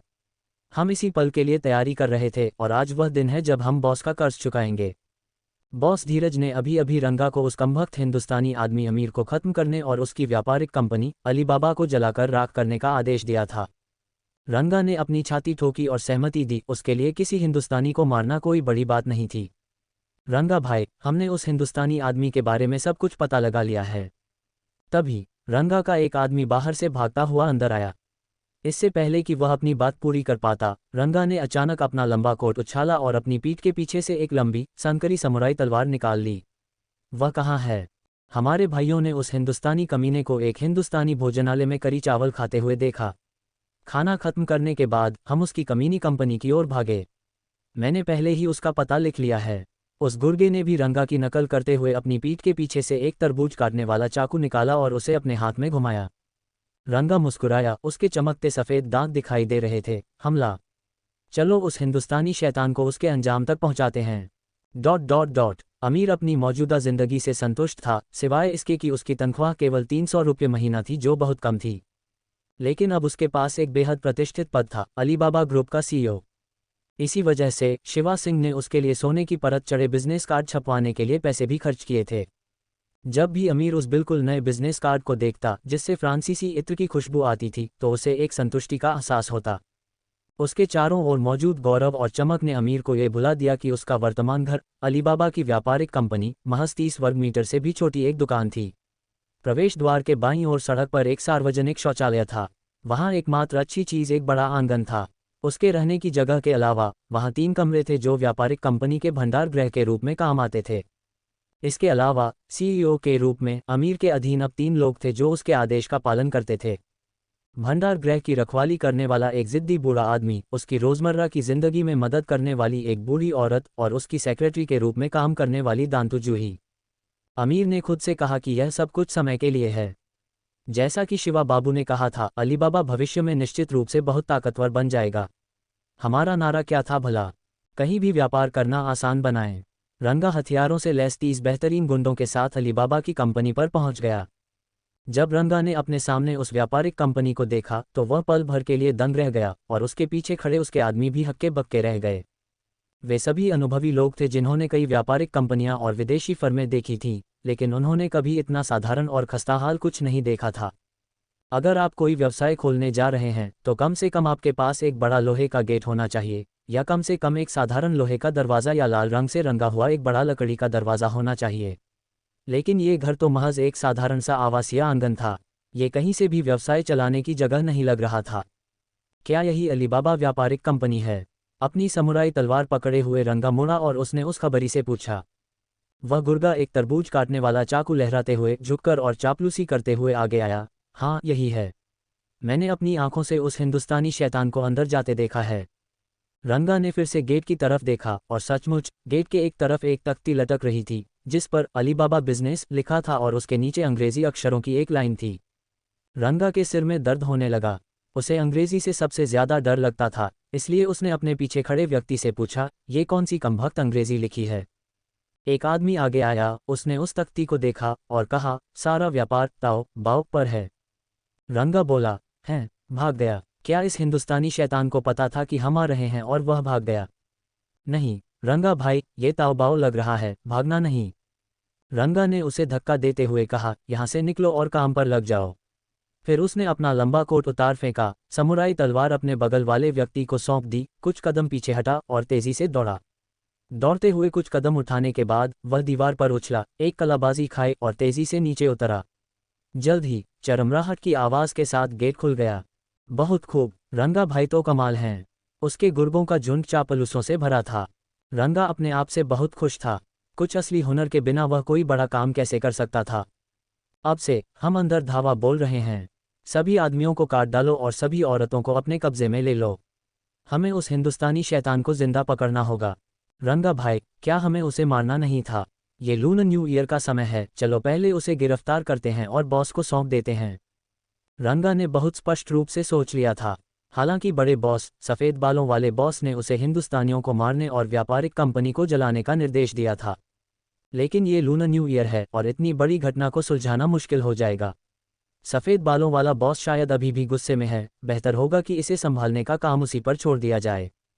रंगा के नेतृत्व में हचिसन गिरोह के 30 से अधिक बेहतरीन गुंडों ने अपने हथियार लहराए और अलीबाबा की व्यापारिक कंपनी में धावा बोल दिया। लेकिन जब वे दुकान के अंदर घुसे तो वे दंग रह गए। अंदर का नज़ारा देखकर वे सभी अवाक रह गए। बूढ़े चौकीदार जिद्दी काका ने अचानक अंदर घुसे गुंडों के समूह को बड़ी ही बोरियत भरी नज़र से देखा। उन्होंने जापानी हमले का अनुभव किया था और बंदूकों और तोपों वाले जापानी सैनिकों से भी नहीं डरे थे, तो भला वे इन लोगों से क्यों डरते? इसलिए वे कुछ बार खान से रेडियो पर बज रहा हिंदी नाटक सुनते रहे और चूल्हे पर चाय बनाने के लिए मुड़ गए। जब दुकान की बूढ़ी औरत ने इतने सारे लोगों को अंदर आते देखा तो वह चौंक गई। वह जो बिस्तर ठीक कर रही थी उसे नीचे रखा और रंगा तथा अन्य लोगों से डरते हुए पूछा, आप लोग क्या कर रहे हैं? अमीर और उसकी महिला सेक्रेटरी दांतु जूही ने कुछ हद तक सामान्य प्रतिक्रिया दी। दांतु जूही चीख पड़ी, आह! अमीर का चेहरा पीला पड़ गया। तुम लोग कौन हो? तुम क्या चाहते हो? अपनी समुराई तलवार पकड़े हुए रंगा ने कमरे में मौजूद बूढ़े, कमजोर, बीमार और अपाहिज लोगों को देखा और खुद से पूछा, सच में मैं इतने सारे लोगों को यहाँ क्यों लाया हूँ? ये किस तरह का अजीब व्यवसाय है? शिवा सिंह कार चला रहे थे और यात्री सीट पर वकील हर्षद बैठे थे, जो दोनों हाथों से एक ब्रीफकेस पकड़े हुए थे। शिवा सिंह के लिए अलीबाबा का ऑनलाइन स्टोर खोलना केवल एक साइड प्रोजेक्ट था, लेकिन चूंकि वह इसे करने जा रहे थे, इसलिए वह इसे ठीक से करना चाहते थे, इसलिए उन्हें सभी कानूनी प्रक्रियाओं को पूरा करना था। लेकिन अभी लूनर न्यू ईयर का समय था। यद्यपि ब्रिटिश लोगों में लूनर न्यू ईयर मनाने की परंपरा नहीं है, फिर भी कई सरकारी विभागों में बड़ी संख्या में हिंदुस्तानी सरकारी कर्मचारी हैं। ये सरकारी कर्मचारी या तो अपनी ड्यूटी पर थे या छुट्टी पर थे, जिसका मतलब था कि शिवा सिंह ने कुछ प्रक्रियाओं को पूरा करने के लिए पूरे दिन वकील हर्षद को अपने साथ घुमाया। उसके बाद भी कुछ मुहरें लगनी बाकी रह गई थीं और उन्हें काम पूरा करने के लिए लूनर न्यू ईयर की छुट्टी के बाद तक इंतजार करना होगा। शिवा सिंह के विचार में समुद्री जीवों के बाजार पर हचिसन गिरोह का एक अधिकार धीरे धीरे टूट गया है। कम से कम चिराग चौहान, रणविजय सिंह और लंगड़े बलवंत के दबाव में, भले ही हचिसन गिरोह के पास वास्तव में 10,000 से अधिक अनुयायी हों, वे लापरवाही से काम करने की हिम्मत नहीं करेंगे। इसलिए हचिसन गिरोह केवल एक ही काम कर सकता है और वह है अपनी कुंठाओं को बाहर निकालने का कोई रास्ता खोजना। हचिसन गिरोह के बॉस, जिसे हचिसन एम्परर के नाम से जाना जाता है, को इस बड़ी घटना के लिए अपने गैंग के सदस्यों को एक स्पष्टीकरण देना होगा। वह बिना किसी कारण के अपने मुंह में आए मुनाफे को नहीं छोड़ सकता। अगर वह कुछ नहीं करता है तो उसके लिए लोगों का दिल जीतना बहुत मुश्किल होगा। अंडरवर्ल्ड के लोग अपने जंगली और बेकाबू स्वभाव के लिए जाने जाते हैं। हालांकि ऐसे अधीनस्थ भी थे जो सफ़ेद बालों वाले बॉस की कुर्सी पर नजर गड़ाए हुए थे। सफ़ेद बालों वाले बॉस ने एक बड़ी गलती कर दी है। अगर वह कोई सही जवाब नहीं दे पाता है तो वह भविष्य में अपने अच्छे कामों से लोगों को कैसे जीत सकता है। आज का अंडरवर्ल्ड वैसा नहीं है जैसा पहले हुआ करता था। आप केवल ताकत और बल प्रयोग करके इतने सारे लोगों को, 30,000 की तो बात ही छोड़ दें, अपने अधीन नहीं कर सकते। ये सोचकर शिवा सिंह मुस्कुराए और उन्होंने अपने बगल में यात्री सीट पर बैठे वकील हर्षद से कहा, सिगरेट है? लाओ, एक दो। वकील हर्षद ने झटपट पूछा, शिवा बाबू, क्या आप सिगरेट पीना चाहेंगे? उसने जल्दी जल्दी सिगरेट के लिए अपनी जेबें टटोलीं। पहले अपनी बाईं जेब से सस्ती डबल हैप्पीनेस सिगरेट का एक पैकेट निकाला और उसे अंदर रख लिया। फिर अपनी दाईं जेब से लकी छाप सिगरेट का एक मध्यम दर्जे का पैकेट निकाला और उसे भी अंदर रख लिया, और अंत में अपनी पतलून की जेब से 55 सिगरेट का एक पैकेट निकाला। तब जाकर उसने राहत की सांस ली, सिगरेट का पैकेट खोला, एक सिगरेट निकाली और व्यक्तिगत रूप से उसे शिवा सिंह के मुंह में रख दिया। शिवा सिंह ने इसे साफ तौर पर देखा। तुम आमतौर पर इतनी सारी सिगरेट साथ रखते हो? पहले ऐसा नहीं था, लेकिन अब है। वकील हर्षद हंसा, फिर उसने चापलूसी करते हुए माचिस निकाली और शिवा सिंह की सिगरेट जलाई, इससे पहले कि वह तीली को बुझाता और कार की खिड़की से बाहर फेंकता। बाईं तरफ वाली यह डबल हैप्पीनेस आम लोगों के लिए है। लकी छाप औसत दर्जे के लोगों के लिए है। जहां तक 55 का सवाल है, ये बिना कहे ही समझ में आता है, ये शिवा बाबू जैसे उच्च पदस्थ व्यक्ति के लिए विशेष रूप से तैयार की गई है। वकील हर्षद मुस्कुराया, उसका चेहरा चापलूसी से भरा हुआ था। बुरा नहीं है, तुमने वास्तव में सामाजिक कौशल में महारत हासिल कर ली है, शिवा सिंह ने सिगरेट का धुआं छोड़ते हुए कहा। वकील हर्षद तुरंत खुशी से झूम उठा, तारीफ के लिए धन्यवाद शिवा बाबू। मैं अभी भी विनम्रतापूर्वक सीख रहा हूँ। तो फिर तुमने मुझे धोखा क्यों दिया और मेरी बड़ी बहन को बताया कि मैं एक चतुर व्यापारी हूँ? ये किस तरह का ज्ञान है? हाँ, वकील हर्षद चौंक गया। शिवा बाबू, आपको कोई गलतफहमी हुई होगी, मैंने ऐसा कभी नहीं कहा। क्या ऐसा है? शिवा सिंह ने अपना सिर घुमाया और उसे तिरछी नज़र से देखा। शिवा सिंह की तीखी नज़र के नीचे वकील हर्षद ने तुरंत हार मानते हुए अपने हाथ खड़े कर दिए। मैं कबूल करता हूँ, मैंने केवल एक बार ऐसा कहा था। एक बार? हाँ, दीदी ने ही मुझे आपके बारे में अपनी राय बताने के लिए मजबूर किया था। तुमने क्या कहा? मैंने कहा कि आप महान हैं। वकील हर्षद ने थूक निगला और शिवा सिंह को सावधानी से देखा। सच सच बताओ, मैंने आपको बताया था कि आप बहुत चालाक हैं। वकील हर्षद ने अपने भाग्य से समझौता कर लिया। आपको लोगों को बेवकूफ़ बनाना पसंद है। शिवा सिंह ने उसकी ओर देखा। अवलोकन के मामले में तुम्हारी नज़र बहुत अच्छी है। तारीफ के लिए धन्यवाद शिवा बाबू। वास्तव में मेरे अंदर और भी कई खूबियां हैं। सच में? फिर मैं भविष्य में धीरे धीरे उनका पता लगाऊंगा। जैसे ही शिवा सिंह बोल रहे थे, उन्होंने अचानक कार रोकी और कहा, हर्षद, क्या तुम्हें नहीं लगता कि आज की रात कुछ अजीब है? क्या अजीब है? शिवा सिंह ने अपनी ठुड्डी से इशारा किया। ये लूनर न्यू ईयर है और कई जगहों पर बहुत हलचल है, लेकिन ये जगह बहुत सुनसान है। वकील हर्षद ने चारों ओर देखा और पाया कि सड़क वास्तव में सुनसान थी। बढ़िया चावल के नूडल्स का भार ढोने वाले एक विक्रेता के अलावा सड़क किनारे भुने हुए अखरोट बेचने वाला एक विक्रेता था और एक शराबी दीवार के कोने पर पेशाब कर रहा था। पूरी सड़क पर भयानक सन्नाटा पसरा था। एक प्रतिभाशाली युवक, अच्छा, क्या तुम्हारे विशेष कौशल में भाग जाना शामिल है? शिवा बाबू, आपका इससे क्या मतलब है? वकील हर्षद ने शिवा सिंह को देखा, केवल ये देखने के लिए कि शिवा सिंह सीधे आगे देख रहे थे। वकील हर्षद ने भी आगे देखा और धुंधली रात में कई आकृतियों को प्रकट होते देखा। सबसे आगे एक मजबूत कदकाठी वाला एक हट्टा-कट्टा आदमी था। उसने शर्ट नहीं पहनी थी और सूती पैंट पहने हुए था, लेकिन मानो दिखावा करने के लिए उसने शर्ट के बिना ही एक लंबा कोट पहना हुआ था। उसके लंबे बाल बिखरे हुए थे और रात की हवा में उड़ रहे थे। सबसे आश्चर्यजनक बात यह थी कि वह अपने कंधे पर म्यान में रखी एक समुराई तलवार लिए हुए था। वकील हर्षद को कुछ समझ आता हुआ लगा। उसने जोर से थूक निगला और शिवा सिंह से कहा, गाड़ी चलाए, चलो उनसे टकराते हैं। शिवा सिंह ने फीकी मुस्कान के साथ कहा, क्या तुम्हें लगता है कि मैं ऐसा नहीं करना चाहता? मैं तुम्हें पूरे दिन घुमाता रहा और कार की गैस खत्म हो गई है। वकील हर्षद अवाक रह गया। आपने जानबूझकर नहीं रोकी? क्या कार की गैस खत्म हो गई थी? शिवा सिंह ने सिर हिलाया। तुमने सही अनुमान लगाया। वकील हर्षद को लगा जैसे वह मरना चाहता है। शिवा बाबू, आप ऐसा नहीं कर सकते। मैं अभी छोटा हूँ, मेरी अभी शादी नहीं हुई है। ये व्यक्ति कौन है? तुमने इसे देखा और तुम अभी भी नहीं जानते। एक तलवार ले जाना और आदमियों के एक समूह का नेतृत्व करना, वे निश्चित रूप से लूनर न्यू ईयर के लिए उपहार देने के लिए यहाँ नहीं हैं। वकील हर्षद हैरान और परेशान दोनों था। शिवा बाबू, यह मजाक का समय नहीं है। क्या तुम मजाक नहीं करने पर रोने वाले हो? शिवा सिंह ने कार का दरवाज़ा खोलते हुए कहा। आप क्या करने वाले हैं? बेशक ये बातचीत है। अगर हम किसी समझौते पर नहीं पहुंच पाते हैं तो हम भागने का अवसर लेंगे। मुझसे यह मत कहना कि तुम कार में बैठने वाले हो और हिलने वाले नहीं हो। कई लोगों को तेल डालकर उनकी कारों में जिंदा जला दिया गया है। वकील हर्षद चौंक गया और खरगोश की तरह कार से कूद गया। शांत हो जाओ, शिवा सिंह ने उसे दिलासा दिया। ऐसा दिखावा करो जैसे तुम्हें किसी चीज़ की परवाह नहीं है, ताकि दूसरा पक्ष तुम्हारी असली प्रकृति को न समझ सके। वकील हर्षद का चेहरा पीला पड़ गया था। मैं भी ऐसा ही चाहता हूँ, लेकिन मेरे पैर मेरा कहना नहीं मान रहे हैं। तो फिर सिगरेट पियो और शांत हो जाओ। शिवा सिंह ने अपनी सिगरेट का एक गहरा कश लिया और अपने सामने प्रकट हुए समुराई तलवारबाज और उसके पीछे के लोगों की ओर धुएं का एक छल्ला छोड़ते हुए कहा। उनका रुख शांत था। शिवा सिंह, क्या ये सही है? मैं ही हूँ। और तुम कौन हो? हचिसन गिरोह, कोलाबा का रंगा। रंगा, मैं तुम्हें बिल्कुल नहीं जानता। तुम मुझे क्यों रोक रहे हो? मैं तुम्हारी जान ले लूँगा। क्या तुम्हारी मुझसे कोई दुश्मनी है? कोई दुश्मनी नहीं है। कोई शिकायत है? कोई शिकायत नहीं। चूंकि हमारी एक दूसरे से कोई दुश्मनी नहीं है, इसलिए तुम मुझे क्यों मारना चाहते हो? अपने गैंग की खातिर, रंगा ने क्रूरता से कहा। तुम अच्छी तरह जानते हो कि तुमने कौन से अच्छे काम किए हैं। मुझे नहीं पता। क्या तुम कृपया मुझे बताओगे? हमने उस हिंदुस्तानी शैतान को पकड़ लिया है और उसने सब कुछ कबूल कर लिया है। सच में? उसने क्या कबूल किया है? जैसे ही रंगा जवाब देने वाला था, उसके अधीनस्थ ने कहा, रंगा भाई, मुझे ऐसा क्यों लग रहा है कि वह समय बर्बाद कर रहा है? रंगा ने अपने अधीनस्थ के चेहरे पर थप्पड़ मारा, जिससे वह गोल गोल घूमने लगा। लानत है, क्या तुम्हें मुझे ये बताने की ज़रूरत थी? मैंने इसे बहुत पहले ही आते हुए देख लिया था। शिवा सिंह, समय बर्बाद मत कर। रंगा पलटा और शिवा पर दहाड़ा। अगले साल आज ही का दिन तेरी पुण्यतिथि होगा। क्या बात कही है? शिवा ने तालियां बजाईं। उसके होठों के बीच एक सिगरेट दबी हुई थी। मुझे तेरी बहादुरी पसंद आई। क्या मैं तुझे आमने सामने की लड़ाई के लिए चुनौती दे सकता हूँ? रंगा हैरान रह गया, फिर ठहाका मारकर हंसा। तू मेरे साथ आमने सामने लड़ना चाहता है? नहीं, मैं नहीं। मेरे बगल में खड़ा ये शूरवीर हर्षद। शिवा ने हर्षद की ओर इशारा किया। ये तुझसे अकेले लड़ना चाहता है।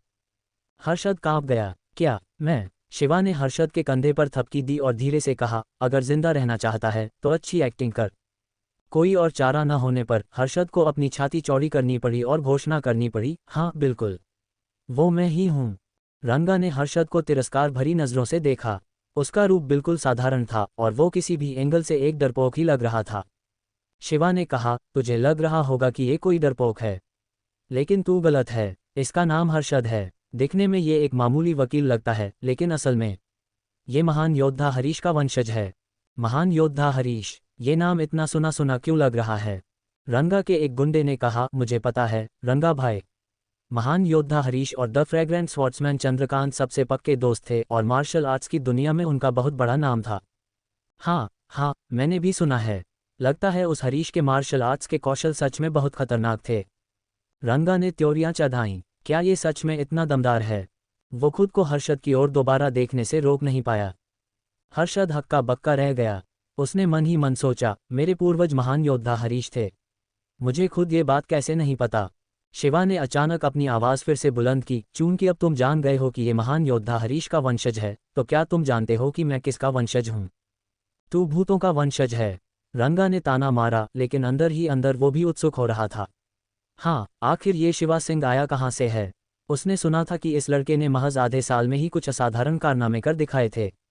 ऐसा लग रहा था कि शिवा के पास अब इन गंवार लोगों को बेवकूफ़ बनाने के लिए कोरी शेखी बघारने और मार्शल आर्ट्स उपन्यासों की कहानियों का सहारा लेने के अलावा कोई विकल्प नहीं बचा था। ये लोग मनोरंजन और संस्कृति के भूखे थे। समय निकालने के लिए शिवा ने बकवास करनी और कहानियां गढ़नी शुरू कर दी। अफसोस, शिवा ने एक गहरी सांस ली। चूंकि बात अब यहाँ तक पहुँच ही गई है, तो मैं भी अब कुछ नहीं छिपाऊंगा। असल में मेरे पूर्वज मार्शल आर्ट्स के नंबर 1 उस्ताद ईविल किंग शमशेर सिंह थे। वो फ्लावर सेक्ट के प्रमुख और हेवन मैंडिंग पवेलियन के मालिक थे। शिवा ने सीधे ट्विन ड्रैगन्स उपन्यास की कहानी चिपका दी थी।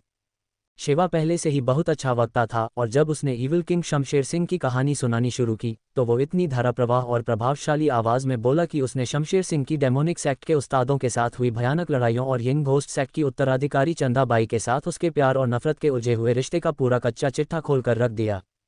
ये विडंबना ही थी कि इस दौर में मुंबई के लोग मार्शल आर्ट्स उपन्यासों के नशे में इतने गहरे डूब चुके थे कि बहुत से अनपढ़ और कम दिमाग वाले लोग उन उपन्यासों की कहानियों को ही असली हकीकत मान बैठे थे। उनमें से जयदेव और गोकुल के उपन्यासों का सबसे ज्यादा प्रभाव था, जिसकी वजह से अनगिनत मुंबईवासी ये मानने लगे थे कि दुनिया में सचमुच beggars sect, peach blossom island और यहाँ तक कि 18 सबड्यूइंग ड्रैगन पाम्स और वेडिंग ड्रेस डिवाइन स्किल जैसी कोई चीज़ें मौजूद हैं। इस वक्त शिवा जो भी कह रहा था वो उसके पिछले जन्म में बहुत मशहूर था। इसके अलावा कहानी की बातें इतनी अजीब और दिलचस्प थीं और किरदार इतने गढ़े हुए थे कि रंगा और उसके साथी पूरी तरह से सन्न रह गए। उन्हें ये सब किसी फिल्म देखने से भी ज्यादा रोमांचक लग रहा था। रंगा और उसके गुंडों की तो बात ही छोड़िए, शिवा के साथ खड़ा हर्षद भी शिवा की बातों से इतना प्रभावित हो गया था कि उसकी आंखें चमक उठीं और वो बस इसे और ज्यादा सुनना चाहता था। ये देखकर कि उसने उन्हें काफ़ी हद तक बेवकूफ़ बना लिया है, शिवा ने सूखते हुए गले के साथ कहा, ये अफसोस की बात है कि मैं बचपन से ही कमज़ोर और बीमार रहा हूँ और कभी मार्शल आर्ट्स नहीं सीख पाया। लेकिन कोई बात नहीं, मेरे बगल में खड़े इस मास्टर हर्षद ने हमारे सिंह परिवार की पुश्तैनी गुप्त किताब अनडाइंग सील टेक्निक में महारत हासिल की है। हर्षद की आंखें हैरानी से फटी रह गईं और उसने शिवा के कान में फुसफुसाते हुए कहा, ये कौन सी तरकीब है? मुझे तो कुछ भी नहीं आता। शिवा ने उसे नज़रअंदाज किया और रंगा से कहता रहा, अनडाइंग सील टेक्निक एक मायाजाल की कला है जो हमारे डेमोनिक सेक्ट के मार्शल आर्ट से उत्पन्न हुई है। ये एक बेहद गहरी मार्शल आर्ट्स की विद्या है जो न इस पार, न उस पार, न बीच में के गहरे बौद्ध सिद्धांत पर आधारित है। शायद लोगों को ये सब समझ में न आ रहा हो, लेकिन उससे कोई फर्क नहीं पड़ता था जब तक कि कहानी सुनने में मज़ा आ रहा था। रंगा ने एक गहरी सांस ली, उसकी आंखें चमक रही थीं। वो खुद को रोक नहीं पा रहा था, ये उपन्यास सुनने की लत ही ऐसी थी। जिस गुंडे ने अभी अभी थप्पड़ खाया था वो फिर से बोल पड़ा, रंगा भाई, मुझे अभी भी लग रहा है कि ये सिर्फ हमारा समय बर्बाद कर रहा है। चेताक, रंगा ने उसे एक और जोरदार थप्पड़ जड़ दिया, तुझे क्या लगता है मुझे पता नहीं है? फिर उसने अपनी खतरनाक तलवार शिवा की ओर तान दी, आगे बता। शिवा को मजबूरन कहानी आगे बढ़ानी पड़ी। ये मायाजाल की कला जीवन और मृत्यु के आपस में जुड़ने और चीज़ों के चरम पर पहुंचने पर उल्टे असर करने के सिद्धांत का इस्तेमाल करती है। ये जीवन और मृत्यु की दोनों ऊर्जाओं के बीच अपनी मर्जी से बदल सकती है, और यहाँ तक कि आसमान से बिजली भी गिरा सकती है। तू बकवास कर रहा है, इस नाकारा को अपनी ताकत दिखाने दे। रंगा ने अपनी तलवार धमकाते हुए हर्षद की ओर कर दी। हर्षद लगभग रोने वाला था। शिवा बाबू ने कुछ ज्यादा ही बड़ी बड़ी हाँक दी थीं। अब वो बेचारा क्या कर सकता था? हाँ, मुझे पता था तू सिर्फ डींगे हाँक रहा है।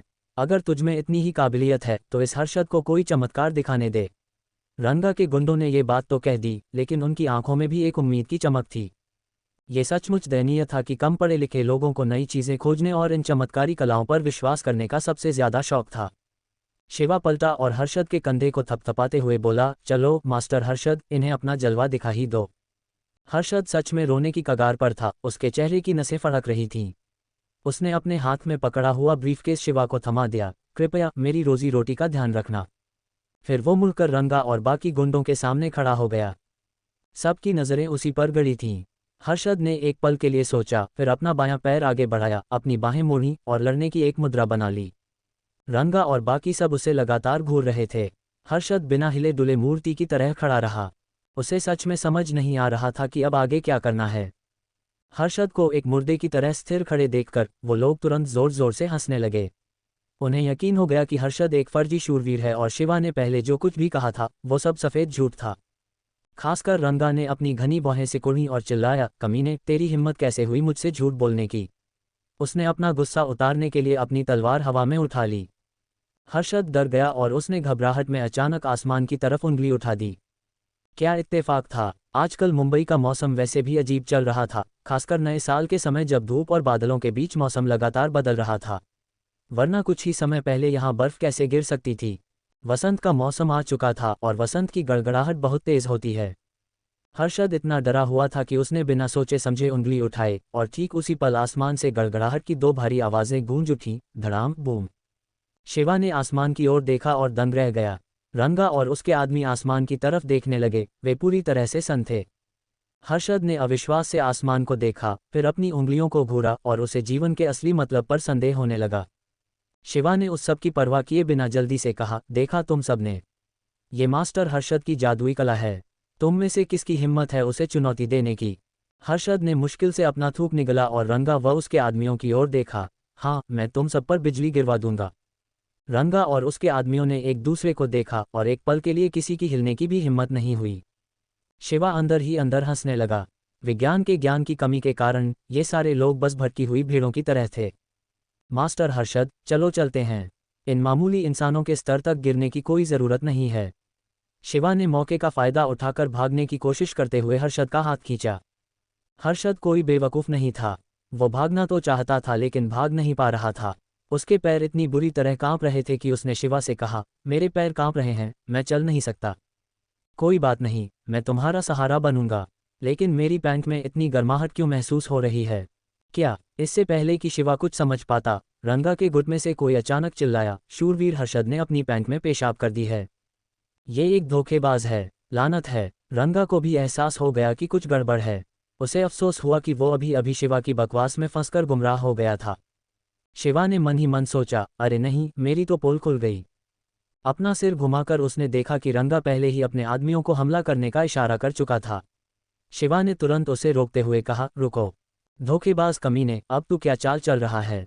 फिर से समय बर्बाद करने की कोशिश कर रहा है। मरने के लिए तैयार हो जा। रंगा अब शिवा की किसी बकवास पर विश्वास नहीं करने वाला था। रंगा, मैं तुझे रुकने की सलाह देता हूँ। हो सकता है कि मैं तेरी जान बख्श दूँ। तू मेरी जान बख्शेगा? किस बुनियाद पर, किस औकात पर, अपनी इस बकवास के दम पर। रंगा ने ताना मारा और गालियां दीं। ये कहते हुए उसने अपनी जापानी तलवार की मूठ पकड़ी और धीरे धीरे उस लंबी तलवार को म्यान से बाहर निकाला, जिसकी धार रात के अंधेरे में खतरनाक तरीके से चमक रही थी। लेकिन इससे पहले कि वो पूरी तलवार बाहर निकाल पाता, एक गरजती हुई आवाज़ गूंजी, मैं रेड सी गैंग का सबसे बड़ा शूरवीर हूँ। रेड सी गैंग का रोटेन कुणाल। रेड सी गैंग का कैटशिप बोला। रेड सी गैंग का दांतु शिवा। हर पुकारे गए नाम के साथ एक आदमी शिवा के पीछे से बाहर निकल कर आ रहा था। हर किसी की आवाज़ तेज़ और गरजती हुई थी। इसके अलावा हर कोई हथियारों से लैस था और उनकी खूंखार मौजूदगी दिल दहला देने वाली थी। जल्द ही 300 लोग शिवा के पीछे बिल्कुल सीधी कतारों में खड़े हो गए। वे सिर्फ रेड सी गैंग के लोग नहीं थे, बल्कि शिवा की नाला सोपारा फैक्ट्री के मोटर ट्रांसपोर्ट वर्कर भी थे। 300 लोग एकदम सही तालमेल में खड़े थे, जिन्होंने फैक्ट्री में कड़ी मिलिट्री ट्रेनिंग ली थी। अब वे एक खूंखार और अजेय सेना की तरह लग रहे थे। 30 लोगों के खिलाफ पूरे 300 लोग। रंगा और उसके गुंडे खुद को पीछे कदम खींचने से नहीं रोक पाए। ताकत के इतने बड़े अंतर के साथ हम भला कैसे जीत सकते हैं। शिवा बाबू, क्या मेरी आंखें मुझे धोखा दे रही हैं? बल्लू और उसके लोग अचानक यहाँ कैसे आ गए? हर्षद, जिसने अभी अभी अपनी पैंट गीली की थी, अपने सामने के नज़ारे को हैरानी से देख रहा था। उसे इस बात की कोई परवाह नहीं थी कि उसकी पैंट गीली है। जाहिर है मैंने ही उन्हें यहाँ आने के लिए कहा था। धत तेरे की, मेरा हिसाब थोड़ा गलत हो गया। गाड़ी का तेल खत्म हो गया था और हम लगभग पकड़े ही गए थे।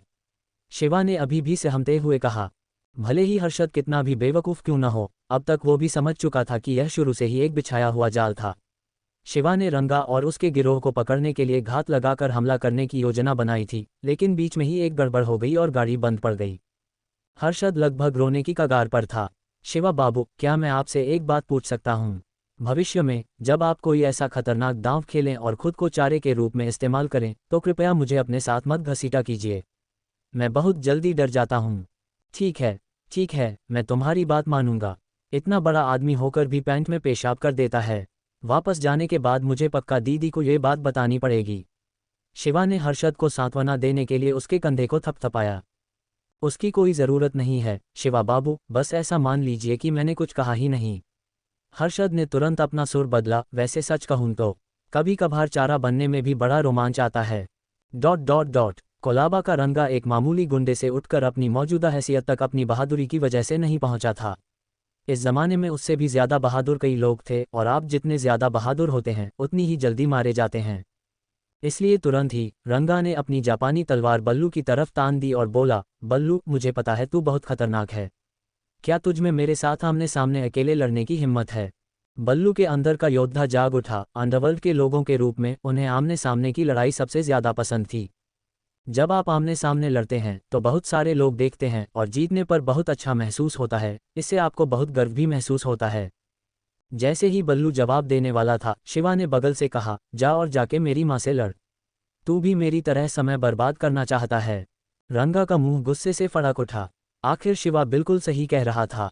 रंगा ने अभी अभी छुपकर अपने एक आदमी को खबर करने और अपनी फौज इकट्ठी करने के लिए भेजा था। रेड सी गैंग वालों, इतने बेशर्म मत बनो। मैं तुम्हें बता दूं, मैं कोलाबा का रंगा कोई ऐसा इंसान नहीं हूं जिससे तुम खिलवाड़ कर सको। मेरे हाथ में ये जापानी तलवार देख रहे हो, मैं तुम्हें बताता हूं बाहर से मैं। इससे पहले कि कोलाबा का रंगा अपनी बात पूरी कर पाता, शिवा ने अपनी सिगरेट का टुकड़ा जमीन पर फेंका और चिल्लाया, मुझे कोई परवाह नहीं कि तू किसका वंशज है, या तुझे जापानी तलवारबाजी आती है या नहीं, या तेरा वो 1/कट क्या है। भाइयों, पकड़ लो इसे। आदेश मिलते ही रेड सी गैंग और उसके 300 आदमी लहर की तरह आगे बढ़ गए। कमीने कहीं के, ये तो कोई नियम ही नहीं मानते। कोलाबा का रंगा हक्का बक्का रह गया था। हचिसन का अड्डा। हचिसन गिरोह का बादशाह कहलाने वाला सफ़ेद बालों वाला बूढ़ा आदमी, बॉस धीरज, चाय बना रहा था। उसके ठीक सामने एकता गैंग का सबसे बड़ा नाम लंगड़ा शंकर, जिसे उसने न्योता देकर बुलाया था, और कोलाबा का दरोगा केशव बैठे थे। जैसे ही चाय तैयार हुई, बॉस धीरज ने अपना चाय का प्याला उठाया और कहा, लीजिए, कृपया चाय पीजिए। लंगड़ा शंकर अब और इंतजार नहीं कर सकता था। वो एक आज़ाद ख्याल इंसान था जिसे चाय से ज्यादा शराब पसंद थी, खासकर तब जब इस सफ़ेद बालों वाले बूढ़े ने उसे इतने रहस्यमयी तरीके से यहाँ बुलाया था, जिससे ये साफ था कि उसके इरादे नेक नहीं थे। यह एक जाल भी हो सकता था। इसलिए लंगड़ा शंकर ने भी बाहर अपने भाइयों की एक बड़ी फौज को घात लगाकर छुपने के लिए कहा था, जो बस इस सफ़ेद बालों वाले बूढ़े के पलटने का इंतजार कर रही थी। लंगड़ा शंकर की बेताबी के मुकाबले दरोगा केशव बहुत शांत था। मुख्य इंस्पेक्टर रणविजय सिंह के साथ कई साल बिताने के बाद दरोगा केशव ने भी वह शांत और सुलझा हुआ बर्ताव सीख लिया था। दरोगा केशव ने अपना चाय का प्याला उठाया, एक घूंट लिया और तारीफ करते हुए बोला, क्या बेहतरीन चाय है, एकदम उच्च दर्जे की पुरानी पुए चाय। पुए चाय मुंबई में लंबे समय से मशहूर रही है। ये जितनी पुरानी होती है उतनी ही कीमती हो जाती है, और इसका स्वाद उतना ही निखर कर आता है। इसी वजह से पुरानी पुए चाय की पत्तियां अब आसमान छूती कीमतों पर बेची जा रही थीं। लंगड़ा शंकर ने भी एक घूंट लिया और फिर प्याले को जोर से मेज पर पटक दिया। नए साल का समय है और हमें शराब और गोश्त के लिए बुलाने के बजाय तुमने हमें चाय पर बुलाया है। इसका क्या मतलब है? तुम्हारा क्या मतलब है? मैंने देखा कि तुम दोनों पिछले कुछ दिनों से बहुत कड़ी मेहनत कर रहे हो और अपने नाटक में कुछ ज्यादा ही डूब गए हो, इसलिए मैंने तुम्हारे लिए कुछ अच्छी चाय बनाई ताकि तुम्हारी नींद खुले और तुम तरोताज़ा महसूस करो। सफ़ेद बालों वाले बूढ़े बॉस धीरज ने चाय के प्याले को अपनी नाक के पास रखा और उसे सूंघा। कैसी लगी? क्या तुम्हें मेरी पुए चाय पसंद आई? कैसी पसंद? तुम्हें जो भी कहना है बस सीधे सीधे कहो, मुझे बाद में ताश खेलने जाना है। लंगड़ा शंकर अपनी छड़ी के सहारे खड़ा हो गया। उसने बॉस धीरज के लिए कोई सम्मान नहीं दिखाया। तुमने मेरे नियम तोड़े हैं और मेरा कारोबार बर्बाद कर दिया है, और अब तुम्हारा ताश खेलने का मन कर रहा है। शायद कोई गलतफहमी हुई है, दरोगा केशव ने बात को संभालने की कोशिश करते हुए कहा। गलतफहमी? क्या तुम ये कहना चाहते हो कि तुम इस नाटक में शामिल नहीं थे? जैसे ही बॉस धीरज ने अपनी बात खत्म की, उसकी नज़रें दरोगा केशव के चेहरे पर गड़ गईं। उस घूरती हुई नज़र से दरोगा केशव की रीढ़ की हड्डी में सिहरन दौड़ गई और उसके हाथ में पकड़ा हुआ चाय का प्याला हल्का सा कांप उठा। फिर नीले रंग का कुर्ता पहने सफ़ेद बालों वाले बूढ़े बॉस धीरज को देखो, जिसके करीने से संवरे हुए सफ़ेद बाल बिना हवा के भी उड़ रहे थे। उसकी आंखें किसी बाज की तरह तेज, खूंखार और भयानक थीं, जिनसे साफ मौत का इरादा झलक रहा था। बस उसकी नज़रों के एक मामूली से बदलाव से ही दरोगा केशव को अपनी रीढ़ में एक ठंडी सिहरन महसूस हुई, जैसे उसे कोई प्राचीन भूत घूर रहा हो। हचिसन गिरोह के बादशाह का दबदबा वाकई में लाजवाब था। सच कहूं तो मुझे सच में इस बारे में कुछ नहीं पता था। मेरे आदमी पगला भोला और लंगड़े शंकर ने ही यह सारा झमेला खड़ा किया है। दरोगा केशव ने अपने सारे पत्ते खोल दिए। अपनी छड़ी के सहारे खड़े होने के बावजूद लंगड़ा शंकर उतना ही घमंडी बना रहा और उसने उस सफ़ेद बालों वाले बूढ़े से कहा, तो क्या हुआ अगर ऐसा है? बॉस धीरज हंसा और लंगड़े शंकर की ओर तिरस्कार से देखते हुए बोला, क्या तुम्हें इस बात का डर नहीं है कि हमारा हचिसन गिरोह तुम्हारे एकता गैंग के साथ जंग छेड़ देगा? लंगड़ा शंकर बोला, अगर मैं डरपोक होता तो मैं यहाँ आता ही नहीं। ठीक है, तो फिर मैं तुम्हारी यह इच्छा भी पूरी कर देता हूँ और इस साल को और भी रोमांचक बना देता हूँ। हमारे दोनों गुट कल से ही। इससे पहले कि सफ़ेद बालों वाला बूढ़ा बॉस धीरज अपने कड़वे शब्द पूरे कर पाता, उसका आदमी विकास अचानक घबराया हुआ अंदर दौड़कर आया और उसने बॉस धीरज के कान में कुछ शब्द फुसफुसाए। बॉस धीरज के चेहरे के भाव बदल गए। उसकी अभी भी यहाँ आने की हिम्मत है, उसे अंदर आने दो। उसने अपनी बात पूरी भी नहीं की थी कि एक जोरदार हंसी गूंज उठी। वाह, यहाँ तो बड़ी रौनक है। शंकर भाई, केशव भाई भी यहाँ हैं। जब धीरज बाबू लोगों को चाय पर बुला रहे हों तो मैं कैसे पीछे रह सकता हूँ? बात करते हुए सफ़ेद कपड़े पहने हुए शिवा चेहरे पर मुस्कान लिए अंदर आया। शिवा, तू यहाँ क्या कर रहा है? ये जगह खतरनाक है। लंगड़े शंकर ने, जो दिल का साफ था, जल्दी से शिवा का स्वागत किया। शिवा ने शंकर भाई को सिर हिलाकर इशारा किया और सीधा बॉस धीरज के पास गया, जिसका चेहरा अंधेरे में डूबा था और वो फटने वाले ज्वालामुखी की तरह लग रहा था। मैं यहाँ नया हूँ और कोई तोहफा नहीं लाया। बल्लू, सारे तोहफे अंदर ले आओ। फिर बल्लू रंगा और लगभग 30 अन्य लोगों को लेकर कमरे के अंदर आ गया। रंगा और उसके आदमी बहुत बुरी हालत में लग रहे थे, जैसे युद्ध के मैदान में हारे हुए सेनापति हों। कुछ लोग तो घायल भी थे। रंगा और बाकी लोगों को देखकर बॉस धीरज का चेहरा और भी ज्यादा स्याह पड़ गया। हचिसन गिरोह के भाइयों ने शिवा, बल्लू और बाकी लोगों को गुस्से से घूरा। उन्होंने हचिसन के लोगों को पकड़ा था, फिर भी वे यहाँ आकर घमंड दिखाने की जुर्रत कर रहे थे। उन्हें सच में लगता था कि हचिसन गिरोह में कोई दम नहीं बचा है। मुझे बहुत अफसोस है बॉस। रंगा धड़ाम से बॉस धीरज के सामने घुटनों के बल बैठ गया। मैंने गिरोह की नाक कटवा दी। बाकी सब भी धड़ाम से घुटनों के बल बैठ गए। 29 से ज्यादा लोगों में से एक भी इंसान खड़ा नहीं रहा। विकास और बाकी लोग गुस्से से घूर रहे थे। क्या तुम लोगों ने अपनी इज्जत का तमाशा काफी नहीं बना लिया? उन्होंने जमीन पर एक चाकू फेंका। अगर तुम में थोड़ी सी भी शर्म बची है तो खुद ही अपना काम तमाम कर लो। अगर तुम सब मारे गए तो मैं तुम्हारा बदला लूंगा। इससे पहले कि रंगा और बाकी लोग कुछ कह पाते, शिवा आगे बढ़ा, झुका और उसने चाकू उठा लिया। आप लोग क्या कह रहे हैं? मेरा पीछा किया जा रहा था और मैंने एक शब्द भी नहीं कहा। मैं तो खुद यहाँ आपको धन्यवाद देने आया हूँ, लेकिन आप लोग तो यहाँ आपस में ही लड़ मर रहे हैं। अगर मुझे सही से याद है तो द लॉयल गैंग का नारा है, सभी इंसान भाई भाई हैं और शांति से ही दौलत आती है। हर कोई खामोश रहा। वहाँ का माहौल एकदम तनावपूर्ण और सुन्न पड़ गया था। उस तनावपूर्ण माहौल में शिवा सिंह पलटा, चाकू लिया और हचिसन गिरोह के सम्राट बॉस धीरज की ओर चल पड़ा।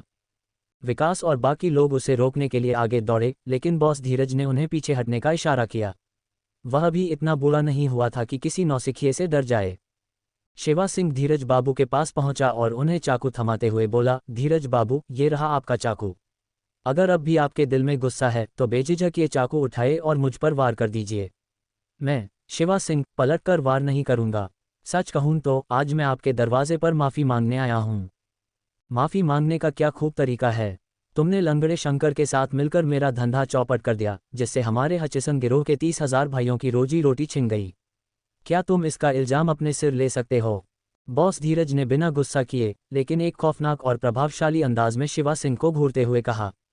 बगल में खड़े लंगड़े शंकर ने घबराते हुए कहा, अगर यह सब नहीं संभाल पाया तो मैं हूं ना। मैं, शंकर, अपने वादे का पक्का आदमी हूं। वह अपनी छड़ी के सहारे आगे आया, अपनी छाती थपथपाई और शिवा सिंह के बगल में आकर खड़ा हो गया।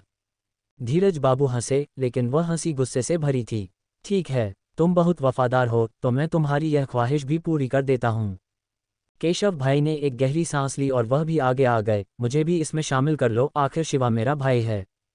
और मैं भी। रेड सी गैंग का ये शूरवीर भी तुम्हारे साथ है। रेड सी गैंग भी इसमें शामिल है। देखते ही देखते लोगों की एक लंबी कतार आगे आ गई। सफ़ेद बालों वाले बॉस धीरज के चेहरे की नसें कुछ बार फड़कीं। तुम लोग क्या कर रहे हो? क्या तुम्हें लगता है कि मैं सच में तुम लोगों का कुछ नहीं बिगाड़ सकता? हम सब धीरज बाबू से माफ़ी मांगने आए हैं, सब ने एक साथ कहा। धीरज बाबू गुस्से से कांप उठे और दांत पीसते हुए बोले, तुम लोग मुझे मजबूर कर रहे हो। शिवा सिंह ने एक कदम आगे बढ़ाया। धीरज बाबू, किसी ने आपको मजबूर नहीं किया। सच कहूँ तो इस बार मुझसे गलती हुई है और मैंने आपकी पीठ पीछे कुछ चालें चलीं। इसलिए आज हम सब यहाँ आपसे और हचिसन गिरोह के भाइयों से माफ़ी मांगने आए हैं। दूसरी बात, मैं चाहता हूँ कि आप ये जानें कि मेरे पास ये चाल चलने के अलावा और कोई रास्ता नहीं था। शिवा सिंह कुछ पल के लिए रुका। अगर मुझे सही से याद है तो मेरी आपसे पहली मुलाकात डॉक्टर थॉमस के क्लिनिक के बाहर हुई थी। क्या आपको वह छोटी बच्ची याद है जिसने वहां अपने भाई की जान बचाई थी? वह वाटर नोमैड समुदाय की थी। मुंबई में ऐसे कई लोग हैं जो अपनी पूरी जिंदगी समंदर में बिताते हैं, मछली पकड़कर अपना गुजारा करते हैं। उनके पास पैसे कमाने का सिर्फ एक ही जरिया है, अपनी पकड़ी हुई मछलियों को जमीन पर काम करने वाले संगठनों को बेचना, जो कि आपका हचिसन गिरोह है। शिवा सिंह की आवाज़ गंभीर हो गई। लेकिन आप लोग कीमतें बहुत ज़्यादा गिरा देते हैं। जो चीज़ 3 से 500 रुपये की होती है, आप उसके लिए सिर्फ 3 से 5 रुपये देने को तैयार होते हैं। आपको ये समझना होगा कि ये चीज़ें उन लोगों ने समंदर में अपनी जान जोखिम में डालकर हासिल की हैं। क्या आपको लगता है कि सिर्फ आपकी ज़िंदगी की अहमियत है और उनकी कोई कीमत नहीं? आप कहते हैं कि आपके एकाधिकार को तोड़कर मैं आपकी कमाई और रोजी रोटी छीन रहा हूँ, लेकिन उनका क्या? इस एकाधिकार के चलते वे इतने सालों तक कैसे जिंदा रहें? आप कहते हैं कि हचिसन गिरोह के 30,000 कर्मचारी इसी के भरोसे जीते हैं, तो उनका क्या? क्या दसियों हजार वाटर नोमैड लोग बस भूखे मर जाएं? शिवा सिंह के इन सवालों ने धीरज बाबू को निशब्द कर दिया। विकास और हचिसन गिरोह के बाकी लोग भी चुपचाप खड़े रहे। आज मैं यहाँ आपसे और हचिसन गिरोह के भाइयों से माफ़ी मांगने आया हूँ। इसके अलावा मुझे उम्मीद है कि हचिसन गिरोह इस बाजार को पूरी तरह से खोल देगा ताकि वाटर नोमैड लोगों को भी 2 वक्त की रोटी मिल सके और मुंबई के समुद्री व्यापार में सच में एक नई जान फूंकी जा सके। एकाधिकार, आप सिर्फ कुछ समय के लिए ही कब्जा कर सकते हैं, हमेशा के लिए नहीं। हचिसन गिरोह आज बहुत बड़ा है, लेकिन भविष्य का क्या? एक ऐसा समय जरूर आएगा जब इसका पतन होगा। जब इस व्यापार पर दूसरे बड़े संगठन कब्जा कर लेंगे, तब आप लोग कहाँ से खाएंगे? धीरज बाबू की आंखें डगमगा रही थीं, जैसे वह अपने ही अंदर कोई जंग लड़ रहे हों। विकास और हचिसन गिरोह के बाकी लोग भी गहरी सोच में डूबे हुए लग रहे थे। शिवा सिंह ने कहा, आज लूनर न्यू ईयर का 5वां दिन है। ऊपर से आए आदेशों के मुताबिक यह मामला 6ठे दिन तक सुलझ जाना चाहिए। हमें एकाधिकार के खिलाफ लड़ना होगा और समुद्री बाजार को पूरी तरह से खोलना होगा। हचिसन गिरोह के पास कोई और रास्ता नहीं है। बॉस धीरज ने अपनी आंखें बंद कर लीं, लेकिन मेरे 30,000 भाई हैं। यह मुझ पर छोड़ दीजिए। शिवा सिंह ने अचानक कहा, अगर आपके गिरोह को मुझ पर भरोसा है तो आप सब आज से मेरे लिए काम कर सकते हैं। क्या? न सिर्फ धीरज बाबू हैरान रह गए, बल्कि लंगड़े शंकर और केशव भाई को भी जोरदार झटका लगा। बाकी सभी लोग शिवा सिंह को टकटकी लगाकर देख रहे थे। 30,000 लोग, क्या सच में वह ये सब संभालने की हिम्मत कर रहा था? शिवा सिंह हल्का सा मुस्कुराया और विकास और हचिसन गिरोह के बाकी लोगों से बोला, क्या तुम्हें दाढ़ी वाला रंगा याद है? वह भी तुम्हारे हचिसन गिरोह का ही भाई था और अब वह मेरे साथ काफ़ी अच्छा काम कर रहा है। अगर तुम्हें मुझ पर भरोसा है तो वे सभी भाई जो पहले समुद्री व्यापार से अपनी रोजी रोटी चलाते थे, मेरे पास आ सकते हैं। मैं, शिवा सिंह, उन सभी का खुले दिल से स्वागत करूंगा। हमेशा शांत रहने वाले धीरज बाबू भी अपना थूक गटकने से खुद को रोक नहीं पाए। उन्होंने शिवा सिंह की ओर देखते हुए पूछा, 30,000 लोग, तुम उन्हें खिलाओगे कैसे? शिवा सिंह ने एक गहरी सांस ली। तो सबसे पहले आपको उस इंसान को आज़ाद करना होगा। किसे? उस आदमी अमीर को। क्या वह हमारा पेट पाल सकता है? अली बाबा तुम्हारा पेट पालेगा, शिवा सिंह ने भारी आवाज में कहा। अली बाबा का मकसद है दुनिया के किसी भी कोने में व्यापार करना आसान बनाना और यह पक्का करना कि कोई भी खाली हाथ न रहे। शिवा सिंह ने दूर क्षितिज की ओर देखा, जब ताओबाओ मैदान में उतरेगा तो कोई हमारे सामने कैसे टिक पाएगा? लूनर न्यू ईयर का 6ठा दिन, जो कि छुट्टियों का आखिरी दिन होता है। कई दुकानों के मालिकों ने व्यापार शुरू करने की तैयारी में अपने दरवाजों के सामने पटाखे फोड़ने शुरू कर दिए। बच्चों का एक झुंड उन पटाखों के चारों ओर जमा हो गया। जमीन से बिना फूटे पटाखे उठाते, उन्हें अपने नन्हे हाथों में पकड़ते और अपनी जेबों में भर लेते। तटीय खाड़ी के इलाके में एक रिहायशी मकान जैसी दिखने वाली दुकान आज ही खुली थी। दुकान के बोर्ड पर उसका नाम लिखा था, अली बाबा ताओबाओ। अमीर, जो सूट पहने हुए था और एक छड़ी के सहारे खड़ा था, अपने ग्राहकों का स्वागत कर रहा था। वह कुछ नहीं कर सकता था। हचिसन गिरोह के आदमियों ने उसका पैर तोड़ दिया था, जिसने शिवा बाबू की वह बात सच साबित कर दी थी। सीईओ बनना कोई बच्चों का खेल नहीं है।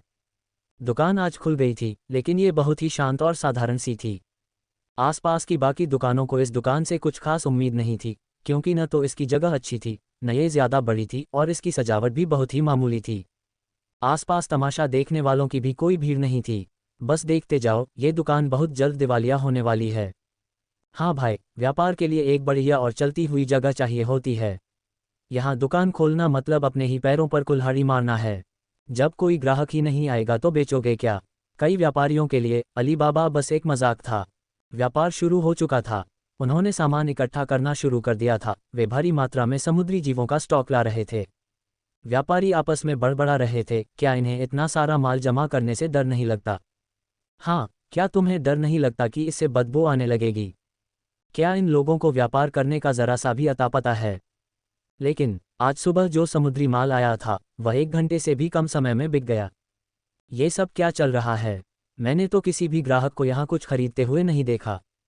हाँ, मैंने तो सिर्फ कुछ रिक्शे वालों और साइकिल चलाने वालों को ही देखा था। आसपास व्यापार करने वाले लोग पूरी तरह से हैरान थे। फिर वे खुद को रोक नहीं पाए और इस दुकान का कामकाज करीब से देखने के लिए आगे बढ़ गए। जैसे ही व्यापारियों को अपना माल मिलता, कोई रिक्शे वाला या साइकिल चलाने वाला वहां माल लेने आ जाता और वे एक ही बार में भारी मात्रा में सामान लाद कर ले जाते। ये सब देखकर एक आदमी से रहा नहीं गया और उसने माल ले जा रहे एक व्यक्ति को रोक कर पूछा, माफ करना, आखिर तुम लोग कर क्या रहे हो? हाँ, तुम लोग इस तरह इधर उधर क्यों भाग रहे हो? तुम काफी व्यस्त लग रहे हो। रिक्शा चलाने वाला रुका और बोला, तुम्हें नहीं पता, यह अलीबाबा का गोदाम है, वे हर कीमती चीज खरीदते हैं। आजकल खाने पीने का व्यापार बहुत जोरों पर है, इसलिए समुद्री जीवों की बहुत मांग है। क्या ये कोई गोदाम है? हाँ, यह मुंबई में अलीबाबा का पहला गोदाम है। अभी मध्य मुंबई, साउथ बॉम्बे और बाहरी इलाकों में 300 से ज्यादा गोदाम बन रहे हैं। वह आदमी बहुत जल्दी में लग रहा था। उसने एक तौलिए से अपने माथे का पसीना पोंछा। तो तुम क्या काम करते हो? मैं पहले हचिसन गिरोह के लिए काम करता था, अब मैं किसी और के लिए काम करता हूँ। मेरा काम माल लेना और उसे पहुँचाना है। उस आदमी ने मुस्कुराते हुए अपने दांत दिखाए। अरे हाँ, ये लीजिए मेरा बिजनेस कार्ड। भविष्य में मेरी सेवाओं का मौका जरूर दीजिएगा। इतना कहकर उस आदमी ने एक बिजनेस कार्ड निकाला और उन व्यापारियों को थमा दिया। क्या माल पहुंचाने वालों के पास भी बिजनेस कार्ड होते हैं? व्यापारियों ने जल्दी से उसे ले लिया और देखने के लिए भीड़ लगा ली। उन्होंने देखा कि बिजनेस कार्ड पर लिखा था, एसएफ एक्सप्रेस, हर चीज पहुंचाने के लिए तैयार। फिर उस आदमी को देखो, उसने अपने माथे का पसीना पोंछा, माल रिक्शे पर लादा और फिर फुर्ती से आगे बढ़ गया। वह सच में बहुत जल्दी में था। शिवा बाबू के मुताबिक उनका मुनाफा माल पहुंचाने की मात्रा से जुड़ा हुआ है। जितना ज्यादा वे माल पहुंचाएंगे उतना ही ज्यादा वे कमाएंगे। उसने आज 30 ऑर्डर पहले ही पूरे कर लिए थे, जिससे उसे कम से कम 10 रुपये की कमाई हो चुकी थी। अगर वह मेहनत करके 30 ऑर्डर और पूरे कर लेता है तो वह एक दिन में 20 रुपये कमा सकता है, जो कि महीने के 600 रुपये होंगे। 600 रुपये, यह बाकी लोगों की तनख्वाह से 2 गुना है। उसने पहले कभी ऐसा सपना देखने की हिम्मत भी नहीं की थी, लेकिन अब उसने ये कर दिखाया था। वह अलीबाबा का शुक्रगुजार था, एसएफ एक्सप्रेस का एहसानमंद था और सबसे ज्यादा शिवा बाबू का आभारी था, जिन्होंने हचिसन गिरोह की मदद की थी। सुख और समृद्धि आपके कदम चूमे, सौभाग्य आपके साथ हो। ये रहा आपका सामान, कृपया यहाँ हस्ताक्षर कर दें। 7 दिन बीत चुके थे और अब तक नया साल लगभग खत्म होने को था। हालांकि महज एक हफ्ते के भीतर मुंबई के कई लोगों ने देखा कि शहर की सड़कों पर एक बहुत ही दिलचस्प व्यापार शुरू हो गया था, अलीबाबा। ये दुकानें एक श्रृंखला की तरह थीं, जो मध्य मुंबई को साउथ बॉम्बे से और फिर साउथ बॉम्बे को बाहरी इलाकों से जोड़ रही थीं। एक साधारण सा गोदाम कोई भी कीमती सामान, खासकर समुद्री जीवों को खरीदता और फिर उन्हें एसएफ एक्सप्रेस नाम की एक सामान पहुंचाने वाली कंपनी के जरिए मुंबई के कोने कोने तक पहुंचाता था। पहले कई अमीर परिवारों को एबालोन खरीदना पसंद था, जिसके लिए उन्हें खुद समुद्री बाजार जाकर उसे चुनना पड़ता था। अब आपको खुद वहां जाने की कोई ज़रूरत नहीं थी। बस एसएफ एक्सप्रेस को एक फ़ोन घुमाए और आपकी मनपसंद एबालोन तुरंत आपके पास पहुंच जाएगी। कुछ ऐसे व्यस्त कामकाजी लोग भी थे जिनके पास अपनी प्रेमिका के लिए जन्मदिन का तोहफा खरीदने का भी समय नहीं होता था। कोई बात नहीं, अब उन्हें बस एक फ़ोन करना था और एसएफ एक्सप्रेस खुद दौड़ भाग करके उनका मनचाहा तोहफा उनकी प्रेमिका तक पहुंचा देगी। सामान पहुंचाने की तेज सेवा, इस दौर ने एक बिल्कुल नए और शानदार उद्योग को जन्म दिया था। सामान पहुंचाने की इस तेज सेवा का खर्च उठा पाना आपकी हैसियत दिखाता था। इसका खर्च उठा पाना ये साबित करता था कि आप आज के ज़माने के आधुनिक इंसान हैं। साथ ही अलीबाबा की दुकानों की संख्या बढ़ती जा रही थी और इसका व्यापार भी लगातार फैल रहा था। समुद्री जीवों से शुरू होकर ये व्यापार धीरे धीरे फूलों की दुकानों, फिर खिलौनों की दुकानों, उसके बाद हर तरह के चावल, आटा, खाना पकाने के तेल और अंत में बर्तन भांडों तक पहुंच गया। एक ऐसा विविध उद्योग खड़ा हो गया था जिसमें हर तरह के सामान की जगह थी। अलीबाबा के इस तरह उभरने से मुंबई की पुरानी और पारंपरिक किराने की दुकानों पर बहुत गहरा असर पड़ा था। लेकिन उन दुकानदारों की एक शब्द भी बोलने की हिम्मत नहीं हुई, क्योंकि अलीबाबा और एसिफ एक्सप्रेस दोनों ही मुंबई के सबसे ताकतवर गुटों, गिरोहों और पुलिस द्वारा मिलकर बनाई गई व्यावसायिक कंपनियां थीं। मुंबई का सबसे बड़ा समूह द लॉयल गैंग था, जिसके साथ एकता गैंग की भी अच्छी खासी हिस्सेदारी थी और इंस्पेक्टर रणविजय सिंह का संगठन भी इसमें शामिल था। और हाँ, व्यापार की दुनिया में तेजी से उभरता नया नाम मिथक कंपनी भी इसका हिस्सा था। अलीबाबा और एसिफ एक्सप्रेस बनाने का विचार शिवा सिंह का था, लेकिन शिवा सिंह के पास इसका कोई बड़ा हिस्सा नहीं था। ज्यादातर हिस्सेदारी हचिसन गिरोह, एकता गैंग और रणविजय सिंह के समूह को दे दी गई थी। शिवा सिंह जानता था कि मुंबई में इतनी बड़ी किराने की दुकान और सामान पहुंचाने का व्यापार खड़ा करने के लिए उसे इन लोगों के प्रभाव की जरूरत पड़ेगी। शिवा सिंह एक समझदार इंसान था। वह जानता था कि इस दुनिया में कोई कितना भी पैसा कमा ले, वह कभी काफ़ी नहीं होता। दूसरों को फायदा पहुंचाकर ही वह खुद लगातार पैसा कमा सकता है। चलो मिलकर अमीर बने। अपने व्यापार को बढ़ाने के लिए हमेशा से यही शिवा सिंह का मूल मंत्र रहा था और इतनी कम उम्र में मुंबई की व्यापारिक दुनिया में उसकी सफलता की कुंजी भी यही थी। आज मिथक कंपनी सीधे तौर पर 3 कारखानों को चला रही थी। नालासोपारा में एक नूडल का कारखाना, बस्ती में मीठे पानी का कारखाना और टोकुआवान में एक और मीठे पानी का कारखाना। इसके अलावा बड़े विदेशी निवेश वाली योजनाओं में शामिल थे। हाल ही में बनी गोल्डन हार्वेस्ट फिल्म कंपनी, जो द मिथक फिल्म बनाने की तैयारी कर रही थी, और खाने पीने की दुनिया में fishing in the sea hot pot की बड़ी दुकान। छोटे निवेशों में आज के अलीबाबा व्यापार, एसिफ एक्सप्रेस और किस्मत से हाथ लगी बोबो नाचघर और सिंघानिया जहाज कंपनी शामिल थीं। इन छोटी बड़ी कंपनियों की कुल संपत्ति 1 करोड़ से भी ज्यादा थी। ये कहा जा सकता था कि शिवा सिंह की संपत्ति अब मुंबई के छोटे और मध्यम दर्जे के अमीर परिवारों में सबसे ऊपर थी। बेशक करोड़ों और अरबों की संपत्ति वाले उन महारईसों की तुलना में शिवा सिंह अभी भी एक बच्चा ही था। सेठ ललवानी, जो इस वक्त अपनी अपार दौलत का मजा ले रहे थे, उससे बहुत आगे थे। इस दुनिया में किसी को भी ज्यादा पैसा बुरा नहीं लगता और सेठ ललवानी भी इससे अलग नहीं थे। सेठ ललवानी के लिए शिवा सिंह बस्ती में जो इंस्टेंट नूडल का कारखाना बना रहा था, वह एक बहुत ही मुनाफे वाली चीज थी। थोड़े से बदलाव के साथ इसे एक जल संरक्षण संयंत्र में बदला जा सकता था। जरा सोचिए, इस दुनिया में पानी बेचने से ज्यादा मुनाफे का सौदा और क्या हो सकता है।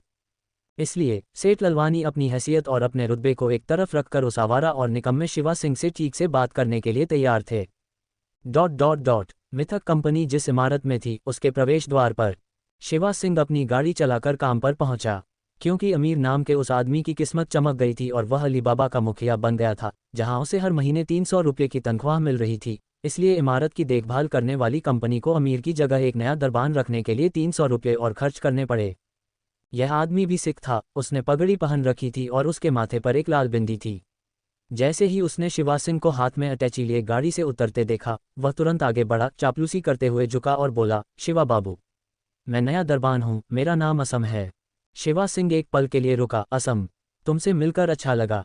शिवा सिंह की शराफत और उसके दोस्ताना अंदाज ने असम की हिम्मत काफ़ी बढ़ा दी और वह बोला, शिवा बाबू, मैंने अमीर से आपके बारे में बहुत सुना है। आप सच में बहुत ही खूबसूरत और शानदार इंसान हैं। सीधे मुद्दे की बात पर आओ। मैं आपका बोर्ड भी साफ कर सकता हूँ। बस आपको मुझे महीने के 50 रुपये देने होंगे। शिवा सिंह हंस पड़ा, तुम अमीर को जानते हो, वह मेरा चचेरा भाई है। इसमें कोई हैरानी की बात नहीं कि तुम दरबान और बोर्ड साफ करने का अपना काम एक दूसरे को सौंप देते हो। शिवा बाबू, कृपया मुझे एक मौका दीजिए। असम ने हाथ जोड़ते हुए बहुत ही दयनीय आवाज में कहा। शिवा सिंह ने सिर हिलाया, तो ठीक है, मुझे दिखाओ कि तुम कितनी अच्छी सफाई कर सकते हो। असम खुशी से झूम उठा और जल्दी से जी कहते हुए अपनी टिन की झोपड़ी से एक साफ सफ़ेद तौलिया निकाल लाया। शिवा सिंह को लगा कि वह तौलिए से बोर्ड साफ करेगा, लेकिन असम अचानक जमीन पर घुटनों के बल बैठ गया और झुककर शिवा सिंह के काले चमड़े के जूते साफ करने लगा। अरे, तुम ये क्या कर रहे हो? असम ने ऊपर देखा और मुस्कुराते हुए टूटी फूटी हिंदी में बोला, सच कहूं तो मुझे बोर्ड साफ करने से ज्यादा आपके जूते चमकाने में खुशी मिलेगी। उस आदमी को जमीन पर घुटनों के बल बैठे अपने जूतों पर थूकते और फिर उस छोटे से तौलिए से उन्हें जोर जोर से रगड़ते देखकर शिवा सिंह खुद को ये कहने से रोक नहीं पाया, क्या बात है, सच में बहुत हुनर है। क्या हाल ही में मुंबई में कुछ बड़ा हुआ है? शिवा सिंह ने एक बैठक के दौरान पूछा। कुछ खास तो नहीं हुआ, सिवाय इसके कि सरकार ने समुद्री बाजार के एकाधिकार को तोड़ दिया है और जनता तालियां बजाकर इसका स्वागत कर रही है। ये कहते हुए रवि की आंखों में एक अजीब सी चमक थी। बाकी सब भी शिवा सिंह को अजीब नज़रों से देखने लगे। सिर्फ सुहानी, जो अभी अभी समंदर से लौटकर कंपनी में काम पर आई थी, शिवा सिंह को एक दीवानी प्रशंसक की तरह देख रही थी। अब हर जगह यह अफवाह फैली हुई थी कि समुद्री बाजार के एक अधिकार को तोड़ने के पीछे किसी शूरवीर का हाथ था। इस शूरवीर की तो हचिसन गिरोह के हाथों लगभग जान ही जाने वाली थी। सबकी अजीब नज़रों को नज़रअंदाज करते हुए शिवा सिंह ने सिर हिलाकर कहा, जब जनता इतनी खुश है तो हमें भी थोड़ा उत्साह दिखाना चाहिए। आने वाले 1-2 दिनों में मत्स्य विभाग को एक बैनर भेजने का इंतजाम करो जिस पर लिखा हो, पूरे दिल से जनता की सेवा, आज के दौर का सच्चा न्याय। और कुछ पत्रकारों को भी ढूंढो जो इस पर एक खबर लिखें। और हाँ, मुख्य खबर कुछ ऐसी होनी चाहिए, हमारी मिथक कंपनी मत्स्य विभाग के काम का पूरा समर्थन करती है। याद रखना, मुख्य बातों पर जोर देना। लोग पहले से ही दूसरों के नाम का इस्तेमाल करके अपना उल्लू सीधा करने की शिवा सिंह की इस बेशर्म चालबाजी के अभ्यस्त हो चुके थे। बैठक वाले कमरे में थोड़ी ठंड थी। शिवा सिंह ने नाक सिकोड़ते हुए कहा, क्या कंपनी के पास पैसे खत्म हो गए हैं? हमें कम से कम एक हीटर तो लगा ही लेना चाहिए, खासकर जब यहाँ इतनी सारी महिलाएं काम करती हैं। अगर उन्हें ठंड लग गई तो? आप बिल्कुल सही कह रहे हैं शिवा बाबू, हमारे पास सच में पैसे खत्म हो गए हैं। कंपनी के दूसरे सबसे बड़े अधिकारी रवि ने अपने हाथ फैलाते हुए कहा। ये कैसे हो सकता है? शिवा सिंह की आंखें फटी की फटी रह गईं। क्या मैंने अभी अभी हॉटपॉट वाले रेस्टोरेंट से 50 लाख रुपये नहीं लिए थे? हाँ, आप 50 लाख रुपये लाए थे, लेकिन बैंक का 30 लाख का कर्ज चुकाने के बाद, फिर कर्मचारियों की तनख्वाह देने, नए साल का इतना बड़ा इनाम बांटने और माल देने वालों का हिसाब किताब चुकता करने के बाद उसमें तो ज़्यादा खर्च नहीं हुआ होगा, है ना? शिवा सिंह हिसाब किताब में बहुत तेज था, किसी भी तरह से जोड़कर देख लो, कुछ न कुछ पैसा तो बचना ही चाहिए था।